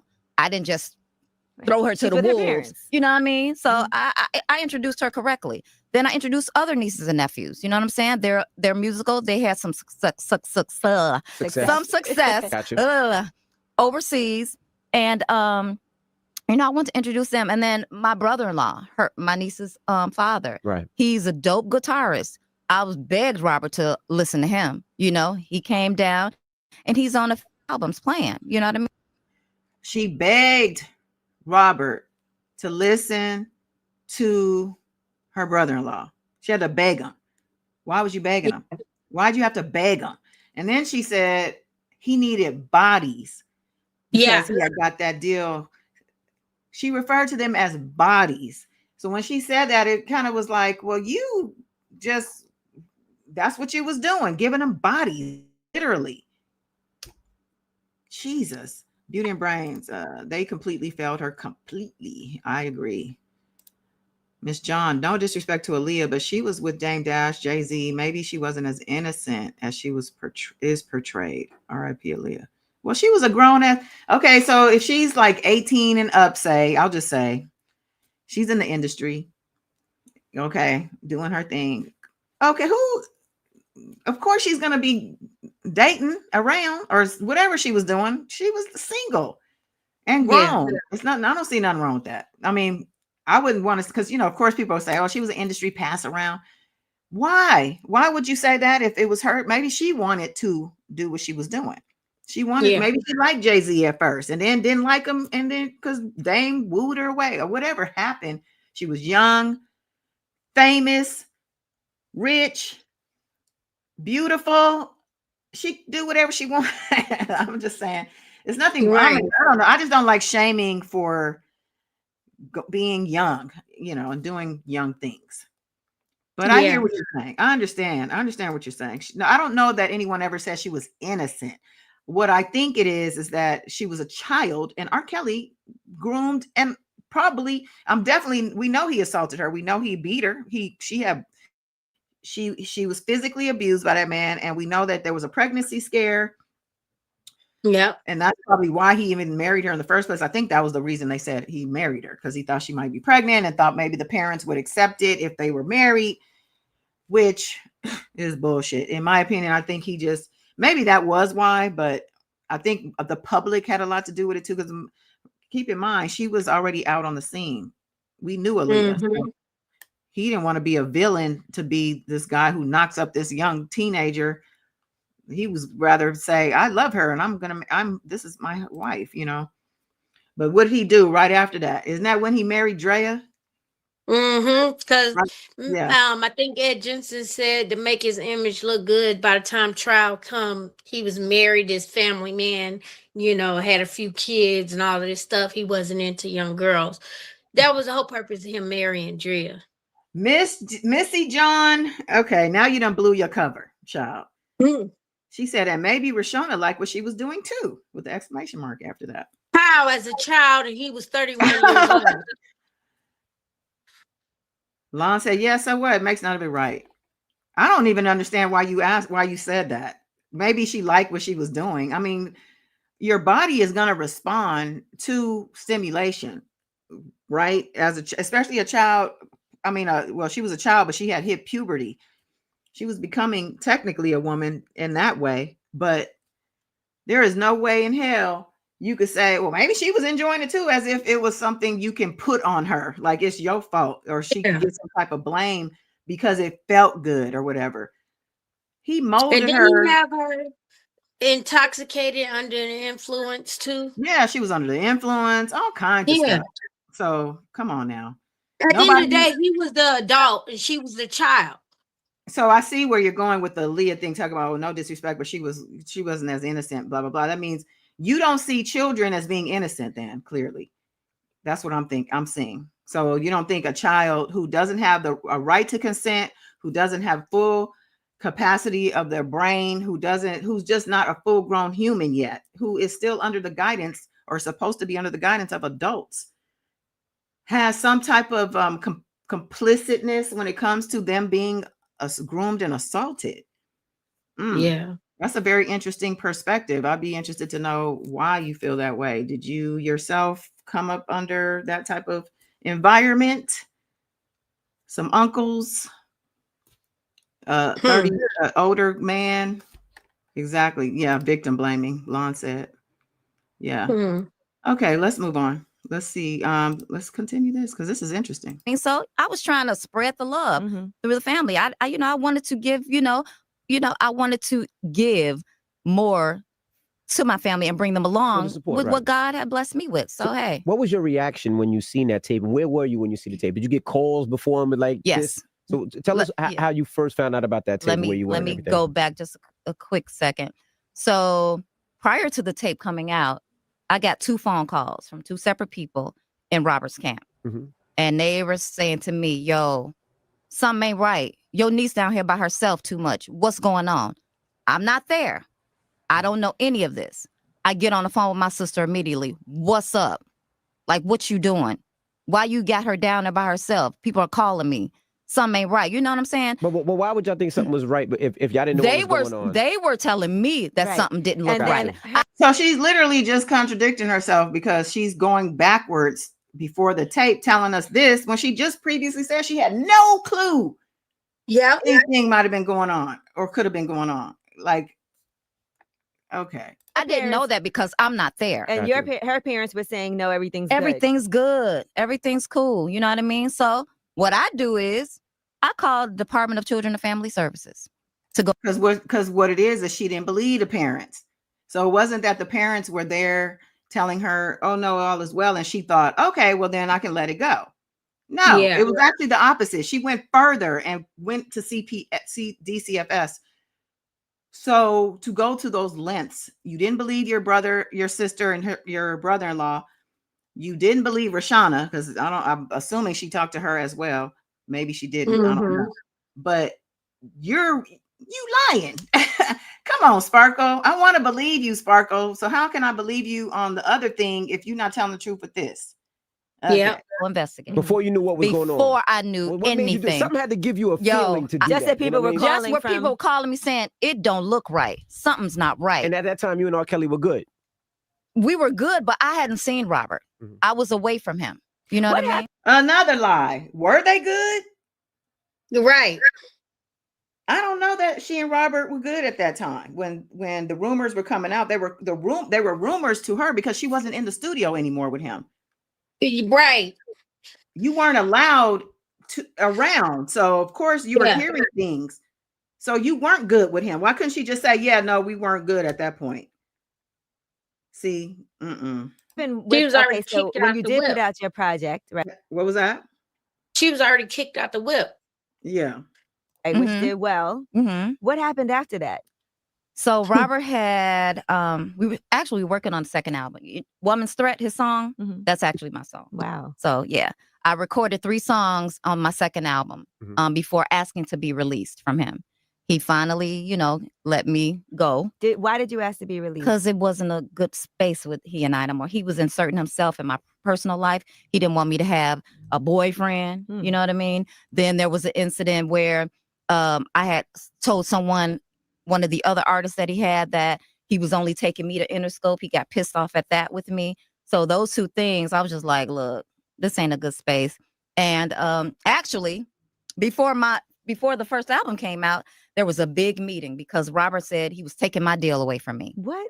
Yeah. Why? So he did, because I had a boyfriend and because I had told this person that, I was the only person going to Interscope. And he was pissed. Damn. So there was a big meeting. Barry Hankerson, Robert. I brought my parents. I'm grown now, right? I'm over 20, right? And the meeting happened at the Hyatt out at the O'Hare airport area in Chicago. And a couple of my other family members also came to pray. We sitting there.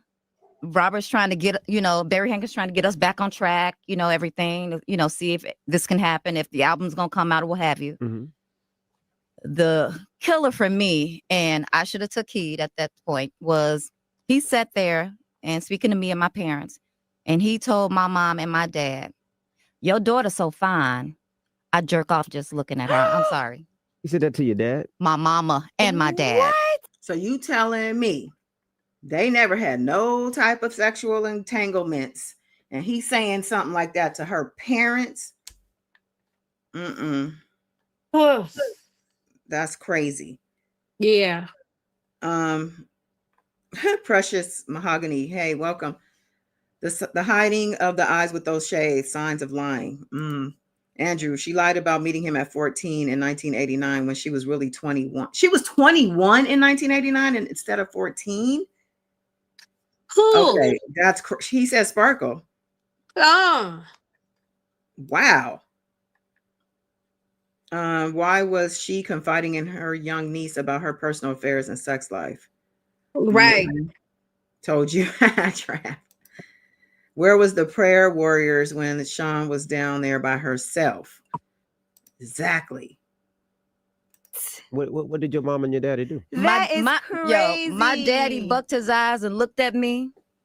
And then when we left there, because still I was fuming at this point, I was like sinking, like, just say this. I can't believe he said that. And everything. And they didn't beat his ass and your family was there. I'm surprised.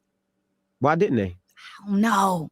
I think Just the Why would naiveness. he even Just the say naiveness that? of me in the business. This is my first out. Right. I don't know nothing. You know what I mean? And you hear those things like you'll take pretty much anything, you know, just to make Get sure. your opportunity. Yeah, and I'm not knowing, you know what I mean? But That's disgusting. yo, we left out of there. I'm in the back seat of my parents' car. And my dad turns around. He's like, baby, I ain't gonna even say what he said, but I should have took heed. And now back to the tape. When you first seen the tape or heard about the tape, what did you do? What was your reaction? Because you never told us. Yeah, okay. So a lawyer called my home phone. I don't know how he got it, but he called me and he stated to me, there is a tape that possibly has one of your family members on it. And I would like for you to go to your sister and your brother-in-law and get them to acquire me as their lawyer so I can, you know, defend them in this tape. I was like, absolutely not, because I don't know that that's my family member on that tape. So, okay. He said, I can send one of my associates over to show you. I was like, all right, you know, send them. I called my oldest brother. I was like, yo, they saying it's a tape with somebody on it. Come down here and view it with me. He was like, okay. I called them back. I was like, okay, me and my brother are going to view it. He was like, no. Hold up. Only you can see it. So, you know, I was like, okay, bruh, don't come. I'm going to be okay.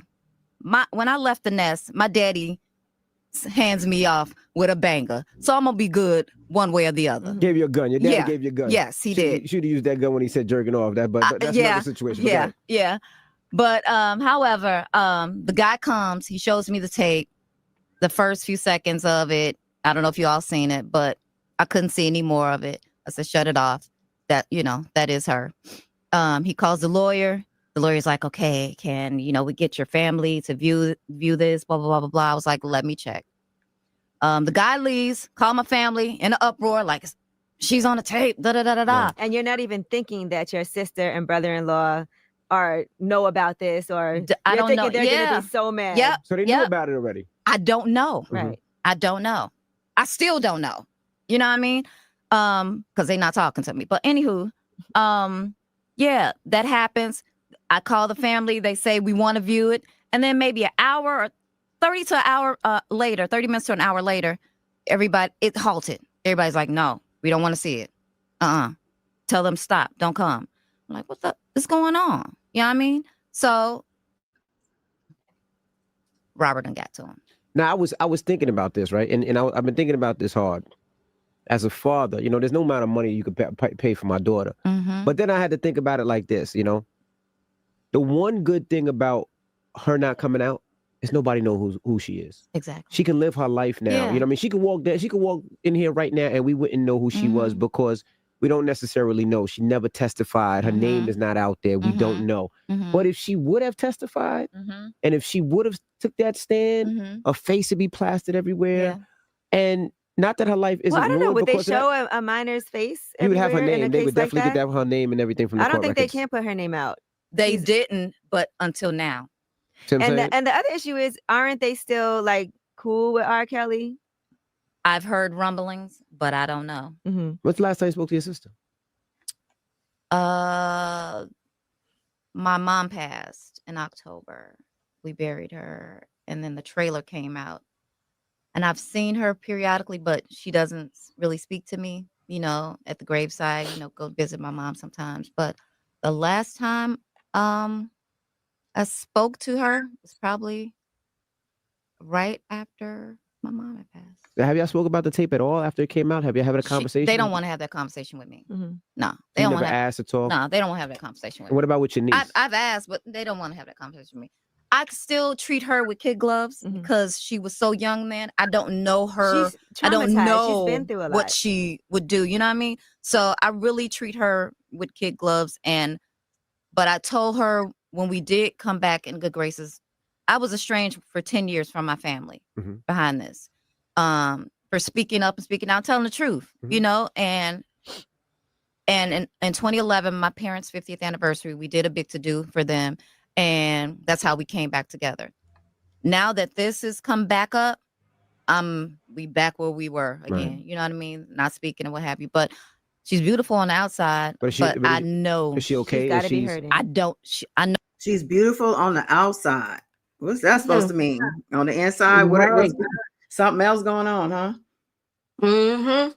So she said the 50th anniversary of her parents is when they came together. So then I guess they came together again for her 50th birthday party while I guess the book before the book came out, because that's sounds so much alike, but her parents were already gone. Because remember, Reshona was like, why didn't she tell me about the Sir Robin R. Kelly when we had just talked?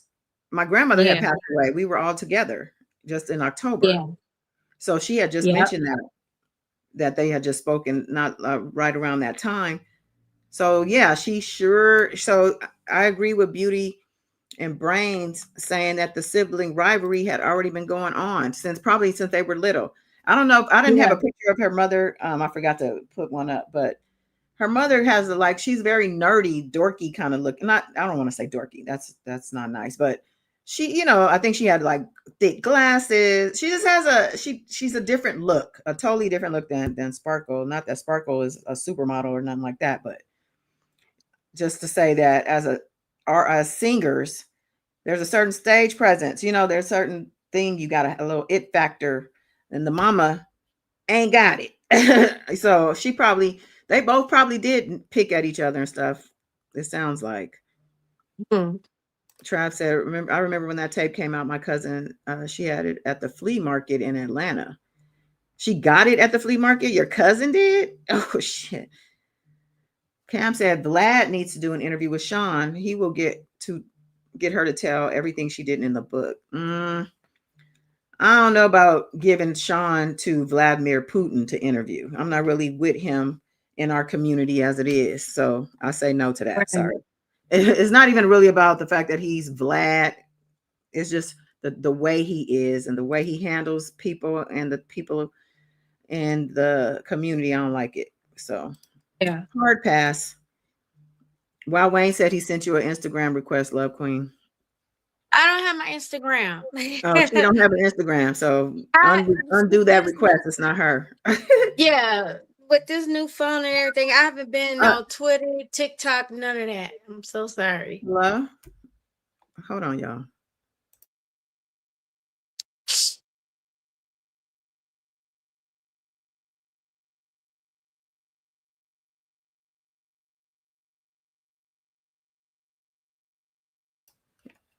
Okay, who else in the chat experienced the live going down? Not me. Okay. Oh, well, I can't see the chat anyway. I want to know if it's just Wayne, because he called me and said the live said the stream was unavailable. Somebody did say what happened. I don't know, y'all. Can you guys hear me now? I still hear you. I didn't lose you. Well, you're not on the stream though, are you? Oh, my bad. Someone must have reported it, she said. Oh, somebody reported my stream. Are you guys? Wait, let me make sure y'all are with me now. Okay. Solo Diva, hey. Okay, okay. So we're good now. You think somebody's reporting the live? Do I still have haters in this damn sector? Even though I don't even consider myself a part of the R. Kelly sector. Okay, I'm bigger than the R. Kelly sector. Thank you very much. Okay, so it looks like we're back. Okay, so I don't know what happened. Wayne called me like, what's going on? L Rose, you did what? Reported the live? JD Fodio, the feds watch everything I watch. The feds watch everything you watch. Precious Mahogany said this is a great show. Thank you, Precious. So if you reported the live, or L, tell me what you did. Oh, she said it ended for her too. I see. I'm like, if you're gonna come in here and tell me you reported it, tell me you reported it so I can block you. Okay, it ended for you. Okay, thank you. I thought you were saying you reported it. I'm like, well, what are you doing? Why? What'd I do to you? Okay, right. It went down. Okay, let's just continue on, child. I'm gonna move over to because I got people coming over here. I didn't realize I'm babysitting. It wasn't supposed to be now, but they said they on their way. Okay, so yeah, let's get here. as domestic violence, sexual assault, children being molested is serious in our community. And we want to be here to help you through it. We have hotline numbers and websites that you can go to for that help. And we've got ex-wife of Andrea Kelly. When we say that to introduce you, how does that make you feel? You know, a lot of people feel indifferent about it, but they have to understand I was the wife. I wasn't the jump off. I wasn't the side chick, you know. That's who I was, but it's not who I am. Okay. So I'm okay with it. I wear that as a badge of honor simply because I'm also a mother. I'm the mother of his children. So I know that people would think, oh, well, why would she say that? And he was abusive, this, that, and the other. At the same time, I was still married to the man. I'm still the mother of his children. And that's a part of my legacy. It's a part of my life. It's a part of my children's life. So I'm not going to be upset or down on any part of that. So you're now dancing for R. Kelly, and through that, you formed a serious friendship with him. Yes. What was that friendship like? He was like my brother. He had the best mama jokes. He was hilarious. I actually, when I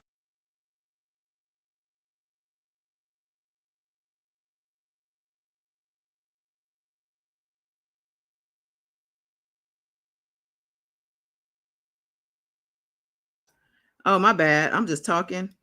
I had paused it to say, didn't Sparkle say he was like her brother too? Yeah. I auditioned and met him. I actually had a fiance at the time. And I was like, oh, I will never. She had a fiance at the time. Did we know that too? Dang, it's a lot I gotta go over again. I don't remember ever hearing she had a fiance when she met him, or that he. So it sounds like he stole her away, like he tends to do. Yeah. Ever date you. Like, I'm good. You know, you R&B singer, you do what you do. So we ended up really being like brother and sister. And it was that moment. And people ask me, like, when did you guys fall in love? I can't say, I can't pinpoint it. I don't think anybody who's really been in love can say a specific time or date, but you do know when the dynamics of the relationship Do you remember the change. first time he held your hand, that first kiss with him that made you feel some type of way? And before you ask that, really quick, you were engaged. I was. How did he chop that tree down before that first? He was R. Kelly. Go ahead. What happened you know there? what it was? My relationship, it took a toll on it being on tour all the time. Okay. And I was gone. And then I was with him with every album that he would work on the studio. He'd be like, baby girl, you know, you inspire me. Come here or come down to a video shoot. So when you're dating someone who's not in the industry, Right. like you really could be in the studio for real. And they're thinking to themselves, nah, ain't nobody in the studio. Right. at You're 3 o'clock. laid up with somebody. Yeah, they feel like ain't nothing open at this hour except 7-Eleven and legs. So what are you doing? And it's like, no, like I really am at the studio grinding this thing out with him.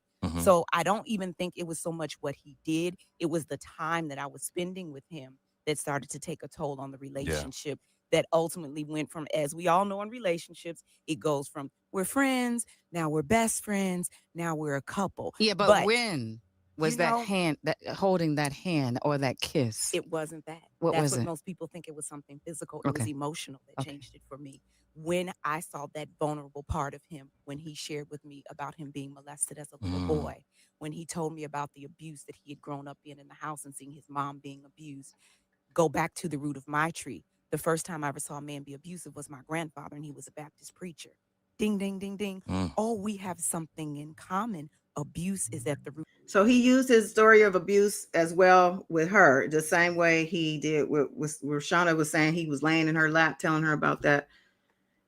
I feel like he weaponized his abuse and used that to groom and assault these women. Of both of our trees. So I think that allowed me to have a soft space for him where I shouldn't have. And that's when it went into an intimate space, because now, I have a space for not only Big Rob, but Little Rob that you carry around. So now, how old were you at that time? So around then, this had to be 21, about to be 22. And he was how old? Oh God, he's 7 years older than me. So just 7 years old. So during that, the traveling in the studios, You saw nothing with other women when you were just the friend. Yes, because again, I'm on the dancers bus. He has his own bus. Lying. Sorry. There is no way she was dancing for this man, traveling with this man, doing all this touring and all that, and she didn't see nothing. Come on. L. Rose, narcissistic manipulation, trauma bonding, JD. Yeah. Beauty and brains. He preys on emotionally vulnerable. Yes. Yeah. Manipulation. Yep. You guys are so smart. Whole time he's developmentally delayed. Cam said, "Woman and the Storm is Over" are two of my favorite songs of him. And just to think how he treated women and the storm he caused people's lives. One thing for sure, the storm is not over for him. Damn straight. JD's King of Sob Stories. Victim psychology is emotional manipulation. He did this abuse thing too with Geronda Pace. Narcissistic. Yeah. You guys got it. I thought she was older. Oh, you thought she was there. So he's 7 years older than her. Yeah. Okay. He has his own entourage. We're in separate hotels. And I don't think people really understand that. They just think I popped up on the scene and married R. Kelly. Right. That's not how I was actually an employee. He was my boss. Okay. So he had his personal life. It's funny because my manager now used to work for him and was his manager. So it was like we had two separate worlds. And again, because at the time when I met him, I had a fiance. I didn't care about your personal life. But That's did you none of my know? business. Did you see or know no. anything? He's a mastermind. Right. Oh no. And secrecy. Oh, but he has a team. that's why I really had to paint the picture for the listener. When you were a dancer, a professional dancer at the club, not exotic or anything like that, Andrea would walk in the club that I would host and walk out the club. Like you did not see them hanging around, getting to know people. So I said he must have had to pull some extra abracadabra to get to really know her on that level because ain't nobody know her. Everybody wanted to get to know her, but that wasn't happening. It was R. Kelly. A lot of people wanted to get to know R. Kelly. Just saying his name, you know how the groupies are. I know he's not trying to say that Andrea was like this catch because she wasn't hanging around with the regular people. She was leaving instead of hanging out. No. Come on. This is crazy. I have never seen this interview before this. This is so she's acting, everybody's acting like they never saw nothing. I never saw nothing. I never knew nothing. When these girls they were probably competing for him. She wasn't the only dancer. I think she was made a lead dancer at some point when she was made like that top girl. But you know good and well, he was pitting them against each other. He separated them. He does this with everybody. He's like she said, he's a master. So they do anything to be able to dance, sing, write, produce, whatever to be in his presence. But she wasn't that girl, though. But I didn't say that she was, but I'm saying 99% of folks out there to get in front of him who want to get in the business, they would do anything to make that happen. Do anything and say they're willing to do anything. That is the crazy part. Like, ma'am, this is a rehearsal. Why are you here? And you come here every day and sit outside of our rehearsal space. What are you doing? So on your bus with the dancers and the other people who were the staff, like you said, that was your boss. Was it ever any conversation amongst them of stuff that was going on or crushes or he was messing around with any of them? You know, I wouldn't know because, again, he kept it very separate. But looking back on it now, I just thought, oh, this is a man. This is how he runs his ship. Now, after being in abuse, I realized he was very controlling. And Sasha, when she says that, it makes me think of when I was a young man. You know, there were the girls that you knew you could get with. Yeah. Then there were the girls you knew you couldn't. So you would treat them a certain way. So you were that girl. Oh, there was a level of respect. No. I don't like this. That man is trying to paint us a different picture. It wasn't about her. R. Kelly was R. Kelly. Don't try to make her like she was this anomaly. Oh, she was just so untouchable. He had to have her. Come on. Right. Okay, I don't know if I can't do this no more. I know somebody wanted to see the rest of that Sparkle interview on the Breakfast Club. When I'm done with this live, I'm gonna put the links to these videos in the description. So if you want to go back into these videos to watch the full, because I never intended on watching the full videos because I didn't have that type of time. I can't take Drea's lies no more though, child. I just can't. Let's move on to public announcement. Okay. Wait, let me not play VLAD's opener. Wait, it was a part. Wait, let me see. I don't know if I had a marker for this. Let me see. On her demo. Got it? Oh, wait. Here we go. Just walking through. You Hold on. nobody would speak. Nothing. Not a word. Wouldn't utter not one word. And that would be it. So that's the most you've seen any of their personal. Just by her just walking through. You never really was around to see it, you know, how they communicated, none of that. You would see her in passing. Now, at one point, Sparkle. I think he was talking about Drea. Yeah. About seeing her in passing and stuff. Mm-hmm. Okay. So he was with Drea. Okay, let me just play this. Came around. Mm-hmm. Well, she didn't just come around. And they're talking about Sparkle. That's the problem I got with Sparkle, you know what I'm saying, particularly. Okay. Because me and Earl worked on her demo. Got it? It was hot. And Earl says to me, he says, hey, take this to Kales. I'm like, not a good idea. I said, it's not a good idea. And he was like, yes, it is. You know, I'm married to her. It's good. So I said, okay. So I took the demo down there. He listened to it. He said, oh, man, it's hot. Yeah, but I'm going to have to do this myself. He said, and I was like, what do you mean? He's like, I'm going to have to produce this all myself and write it. He said, y'all did some good work, but I'm going to do this on my own. So he said, you know, I'll do this, but, you know, it's going to have to be no Earl, no nothing. She's going to have to come down here. If she want an album done, she's going to have to sleep on this studio couch for 30 days, and that's the only way I'm doing it. So I go back and I tell her. And he doesn't believe me. He like, no, it's going to be good. I say, Earl, she's never coming back. He said, yes, she is. It's good.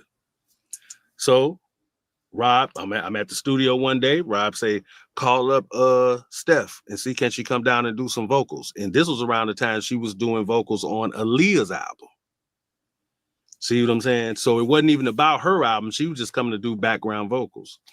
So she came and did that. And shortly after that, it was no more her and Earl. It was a wrap. So you guys are in a group with Earl. Earl's wife goes and starts working with R. Kelly and never goes back to Earl again. Right. Now let me ask you this, Vlad. I mean, think about it. Just like you just told me, you said Earl told you that he saw Aaliyah on the back of the bus, right? But yet he sent his wife down there too.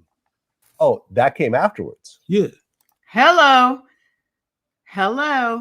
So what is this where people give people? He didn't even have the right to give, but I guess he was the husband. And Sparkle didn't mention her husband once in that Breakfast Club interview, did she? No. She acted like she did. She even say she was married? She said no, she didn't, did she?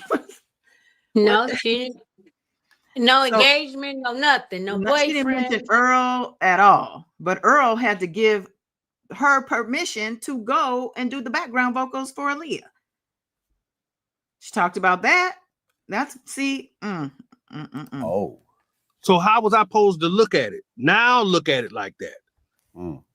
Because you know this guy, but you still gonna send your wife down here. Don't sound right. Sounds a little strange. Earl saw R. Kelly having sex with Aaliyah. He quits the group and then sends his wife to go work with R. Kelly afterwards. Okay, I can see where the doubt and so forth is coming in. Exactly. And I just want to state for the record, my bunk was the middle bunk, and I kept that the entire time I was there. That's it. Okay. That's a good point, Beauty and Brains. She's saying, did he send her out of anger, the husband, Earl? Because, you know, he already knew what would probably happen to her.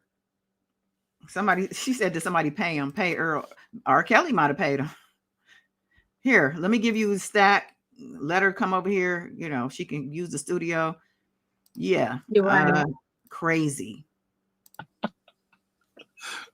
Well, Dre, you said if you know R. Kelly, if he's producing any female, 9 times out of 10, he's having sex with them. Yeah. How about 10 times out of 10? Yeah. Mm-hmm. He told me that. Woo! Oh, R. Kelly told you that. Mm-hmm. He said R. Kelly told him that. So Sparkle, why you wasn't that 1 out of 10 that didn't? Because I don't believe 9 out of 10. I believe it's 10 out of 10. Because if R. Kelly is going to do any work with you, he feels he's so on top of the world. He is God, okay, when it comes to music.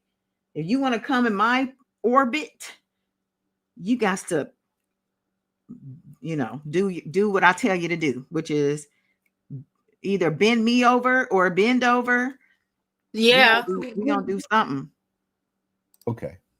So did R. Kelly tell you that he was did R. Kelly tell you that he was having sex with Sparkle? No. But I mean, no, he never said that. I'll say that. Okay. But Earl felt that he was having sex with Sparkle. Right. Okay. Now, Sparkle has a niece. Mm-hmm. And although it wasn't proven in court, she claims that her niece was the girl in the R. Kelly sex tape. Right. Did you know R. Kelly's niece? I mean, sorry, did you know Sparkle's niece at all? I seen her around. Okay. When you say around Sparkle or around R. Kelly or both? I mean, kind of around like we'll put it this way. The niece used to be with his kids in the house with Drea. And this is when she couldn't have been, she was really, really young at that, you know what I'm saying, at this point. So you're not putting it together because she's running with the kids and playing and this, that, and the other. And that's kind of, you know, it wasn't anything to look at strange. It was just like, oh, okay. Y'all godparents to Sparkle niece. Great. Yep. And that's the way he wanted it. That's exactly what he had in mind when he put that whole thing together. R. Kelly is a mug, man. So Lanita Carter was a part of the New York or Chicago trial, right? I want to say Chicago, but I'm not 100% sure. She's the hair braider. Yeah. That he assaulted. And people even still to this day say she was lying. I don't know why, but she did get a settlement. I think at one point earlier on, she had gotten a settlement. Yeah. And I think people had a problem with that, but I don't see why. I want everything you got. Okay. Messing with me. And then some. Yeah. Let's see what she has to say though. So your name ringing on the hair side, it's like, cause you said you met R. Kelly through doing hair. Or like, how did that like connection come? Because there's no social media. It's not like for one motherfucker to go through a picture and see something. So I had met some of, I guess, his entourage. Mm-hmm. I had met some of his entourage. What ended up happening for real? Let me tell you. So my second marriage, it was crazy. It was like, no, my first one. The guy who committed suicide. Okay. So my first marriage. Okay, that ain't the guy who committed suicide. No. My first marriage, I end up, everybody in Chicago, it seemed like every other week, somebody was getting killed by their husband or their man. And my aunt told me, she said, Lanita, I think you need to come back to Racine. Everybody in Chicago is dying. She was like, I keep on seeing this. I run there. And when nobody let me really stay with them, everybody was changing their mind and stuff. I had 3 kids. So I ended up selling everything out of my apartment. And I ain't had nothing. So I ended up going on, it was a rent center on 60 something in Western. And I went there and I was trying to get my kids some beds, and that was it. And the guy came, he was talking to my sister, and he was like, man, you braid hair? Cause that's all I did. And he was like, yeah, I'm gonna get my guy to call you and get your hair done. Whatever, I'm gonna get you to do that hair. Trying to shoot his shot in any way he can or something. No, he was into my sister. He wasn't into me. Okay, like it was, you know what? People treated me. He was trying to shoot his shot at your sister, so he trying to throw you an alley hoop. Like, yeah, okay, maybe I'll take it. But I don't know. Most of the time, people treated me like I was one. You know, like I was the cool one and all that, and that was cool. I wasn't trying. I always was married, so I wasn't really, you know. So it wasn't nothing too much. Okay. So then that's how I ended up meeting him. Through the rent center guy? Yeah. It was somebody in his entourage that worked at rent center. And you remember like the hairstyle you did, or it was just like some normal stuff? And it was like what I do? Like the guy you did to make R. Kelly say, let me call her too. No, he just seen my work. He was like, man, like with R. Kelly, I was doing mostly like straight to the backs. You know, straight to the back. Some stuff I see, I'll be like, oh, I did that. Was you getting paid? Like, I wasn't getting paid that much. But I was you know, just persistent, like consistent, persistent, everything, you know, gonna work out. So it was cool. I did it. I did his hair for a while. And like then, what's a while? I don't know, probably like a year. Like a year? Yeah, it wasn't a long time. Was you the only person? Because like I got my own barber in Houston, and then I got a barber in Chicago. No, not really. I don't think I was, because like some pictures you will see and you'll be like, wait a minute. No, I didn't do that. Right. You know what I mean? You'd be like, it's not that time. I didn't do that. But mainly you was the one doing most of the stuff though. I did it every 2 days. Every 2 days for a year? That's a lot of braiding. Mm-hmm. You just wait on the call and you come. I had seen so much when I was down there too, but catch that. Clock that What T. did you see? I have seen Right. so much when if he's an interviewer worth his salt or not. Was he like, how was he like? Nope. That's not the question, bruh. The question is, what did you see? Yeah. She said she's seen a lot, and the way she gazed off, you know it was deep. And he gonna say, well, how was he? Okay. This guy, he's not present in his interview. He's okay. Well, anyway. How was R. Kelly to you, like in the beginning? How was he? He was cool. I had told him like he was like a brother. He was very nice. Like a Chicago, like he was cool, like mannered, well-mannered and stuff like that. Yeah, he was cool. And like I asked him like, hey, what they said you did this, they said they did it. He'll tell me like, nah, and thank you for asking me. Like the peeing when they say he peed on the girl. I don't know nothing about that. I just asked him about, because I was on Boondocks and they was like made a stat thing like R. Kelly peed on the girl, and I'm like, you ain't asked him like you peed on her? No, I didn't ask him about that. I just said they said that, you know, that you be into young girls and stuff, and that you be abusing people. Social media wasn't around then, so. But they said that the girl. I was young, so Why does he keep cutting her off? I'm trying to understand what is he doing? She's trying to tell us something.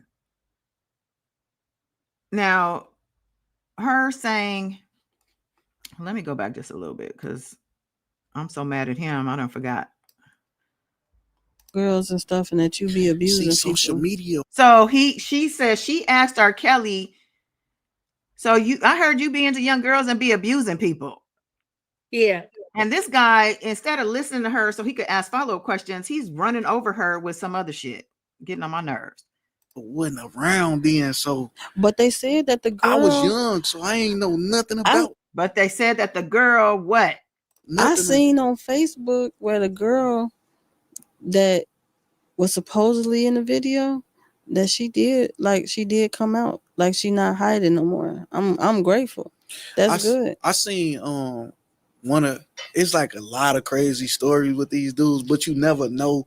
But it was like I was like a girl was like, no, it was an older dude. He was like, man, R. Kelly used to pull up to Dunbar, our school, and get the girls, and he sent his niggas to get the girls from. But see, remember, I did not grow up here, so I don't know them stories. Like I hear people saying that stuff. I don't know that stuff. What I know, for real, I know that I believe a lot of the victims. You believe a lot, or you believe all of them? I believe a lot of the victims. So you don't believe all of them? I try not to listen to their story. I try not to listen to their story because it could be triggering for, like where you'll be like thinking like sometime like somebody said, oh, he killed himself, or he said he was gonna kill himself. I was like, no, that wasn't him. He believed in God. He don't believe in that. And I feel like once somebody come out, like even the Diddy situation, like once somebody come out, like that may be true with that person, but then it'd be like other person be like, oh, let me come out, and just trying to get some money. No. Like for real, I'm gonna tell you something. It's a lot of people that didn't come out. Like I came out, and I'm gonna tell you, I hated that I came out. Like now, hindsight, wished I didn't come out. For real. So how did that affect your life, like coming out and being honest or being allegedly whatever? How did that affect your life? So for real, at first it was good because it was like, whew, I got that out. Like it was like, like you happy that, not happy, but you feel like this ain't no secret. I can now try to heal from it. Like that catapulted me to going into counseling and getting therapy and stuff like that. But when you out in public and people will come up to you and tell you, like, I know who you are. Thank you. Like I didn't come out because I was too scared, and you had helped me. And then that'd be the good part. But when I did the interview, I did the Surviving R. Kelly interview. Man, how was that? Surviving R. Kelly, how they treat you? Man, that was the most. It was in Chicago? No, they came to Chicago and interviewed me, but I think there was like, everywhere. All the people that was part of it, they was very nice, very therapeutic. I did not feel like they were trying to make you say some stuff. No, they wasn't being exploitive. And literally everything that you say on there, they was like, okay, we need proof of this, we need proof of this, we need proof of this. For real? Yeah, they didn't mess around. That's dope. Like they was like literally like, okay, you said this about your mother, but so can how you somebody feel about the I swear, I promise you, I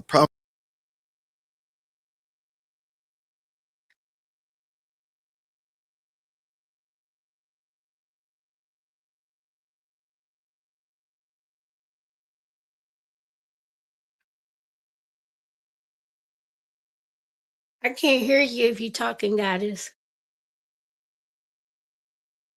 My bad. Come on in, y'all. Okay. You guys. I think he a fan. Give me a second. Who's that? I'm on live. Hold on. Give me a second. Let me get on live.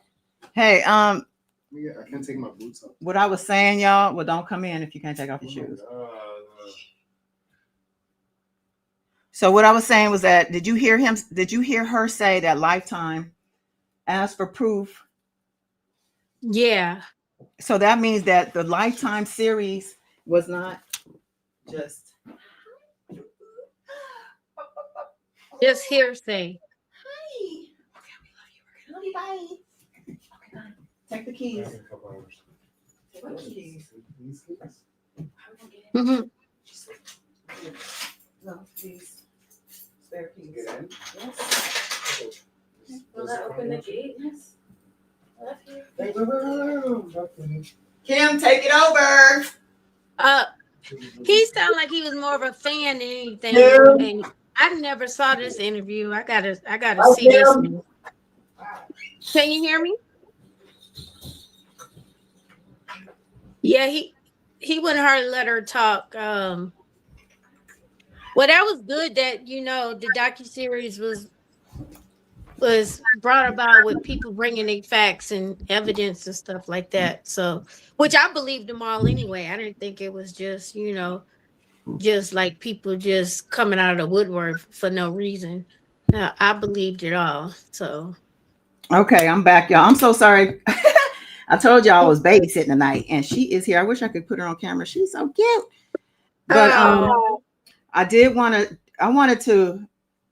I was emphasizing the fact of her stating that Lifetime asked for proof and that they couldn't just be up in there lying about what they're trying to say happened to them, because there are people who are basically accusing Lifetime of putting on a shit show, a lying bullshit shit show, which, to discredit everybody's story, because maybe there were a couple of stories that weren't, what they said they were, is not fair. So I'm glad that she said Lifetime wasn't playing those games. Lifetime asked for proof for everything that they accused and alleged. Okay. So video is off again. Yes. Wait, Baby Yoda said the video cut off again. I think he just froze it or stopped it. I paused the video, but maybe she couldn't hear me talking. Maybe she's in the replay. Oh, okay. Okay, baby girl. She's trying to take over, so I'm going to have to end this. But you know what? I think I want to do a part 2 to this one, because there's a lot of other stuff I wanted to cover. Not a lot, but there's some things from my member channel, Daryl McDavid. There's a couple things I wanted to cover that I wasn't able to. So I think 2 hours and 26 minutes is a long time. She's trying to play with this computer, child. She's going to log me off anyway. I done lost the screen. Oh, there you go. Okay. Okay, so it's on pause. Well, the video itself is on pause, but you can hear me talking, right? Yeah. Okay, because Wayne just said it's on pause. I'm like, well, yeah. So I'm going to put the links to these videos in the description, so you guys can, if you want to finish watching them or whatever, and you don't have to go searching for them, I'll do that for you. Make sure you're subscribed, because I'm going to come back. I'm going to do a part 2. I'll put part 2 on the title, and then we will continue the conversation, because this was a fun discussion and interesting. And I think that, there's more to say. So the book deserves more conversation. I think there was a lot put into it on her behalf. I mean, from her. It took a lot. It was a lot. So we got to give her a space. And FYI, I did reach out to Drew Dixon, y'all. She followed me on X, because there's a channel called R. Kelly Docket, and they post it's the Diddy Docket. It's the Diddy Docket. The Diddy Docket, they post everything Diddy. They reposted or posted my playlist for the book club read for her book. So Drew Dixon followed me and liked that, and she liked my comment to that, and I reached out to her, basically asking her for an interview.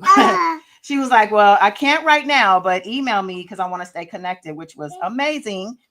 And I'm thinking she said she can't right now, because she probably has some type of contractual obligation for her first interview. Mind you, she just got a settlement from Reid on the eve of the trial. Okay, he settled with her, and she also has a lawsuit out against Russell Simmons, and she wrote the foreword. She's the one who wrote the foreword for Reshona for her book. So definitely be a big coup to get her on the channel, child. But she said, let's keep in touch. So I'm gonna do that, and I'll keep y'all posted. But in the meantime, let me go do my Nona duties, and I I'll be back on tomorrow for sure. Whether it's for Okay. this or for the planetary stuff that I want to talk about, or for the Faith Evans read. I haven't decided what I'm gonna do, but we'll be back tomorrow. Make sure you subscribe, y'all. Happy Valentine's. Hope you guys have an amazing rest of your weekend. Okay. Love you. Bye. Love you.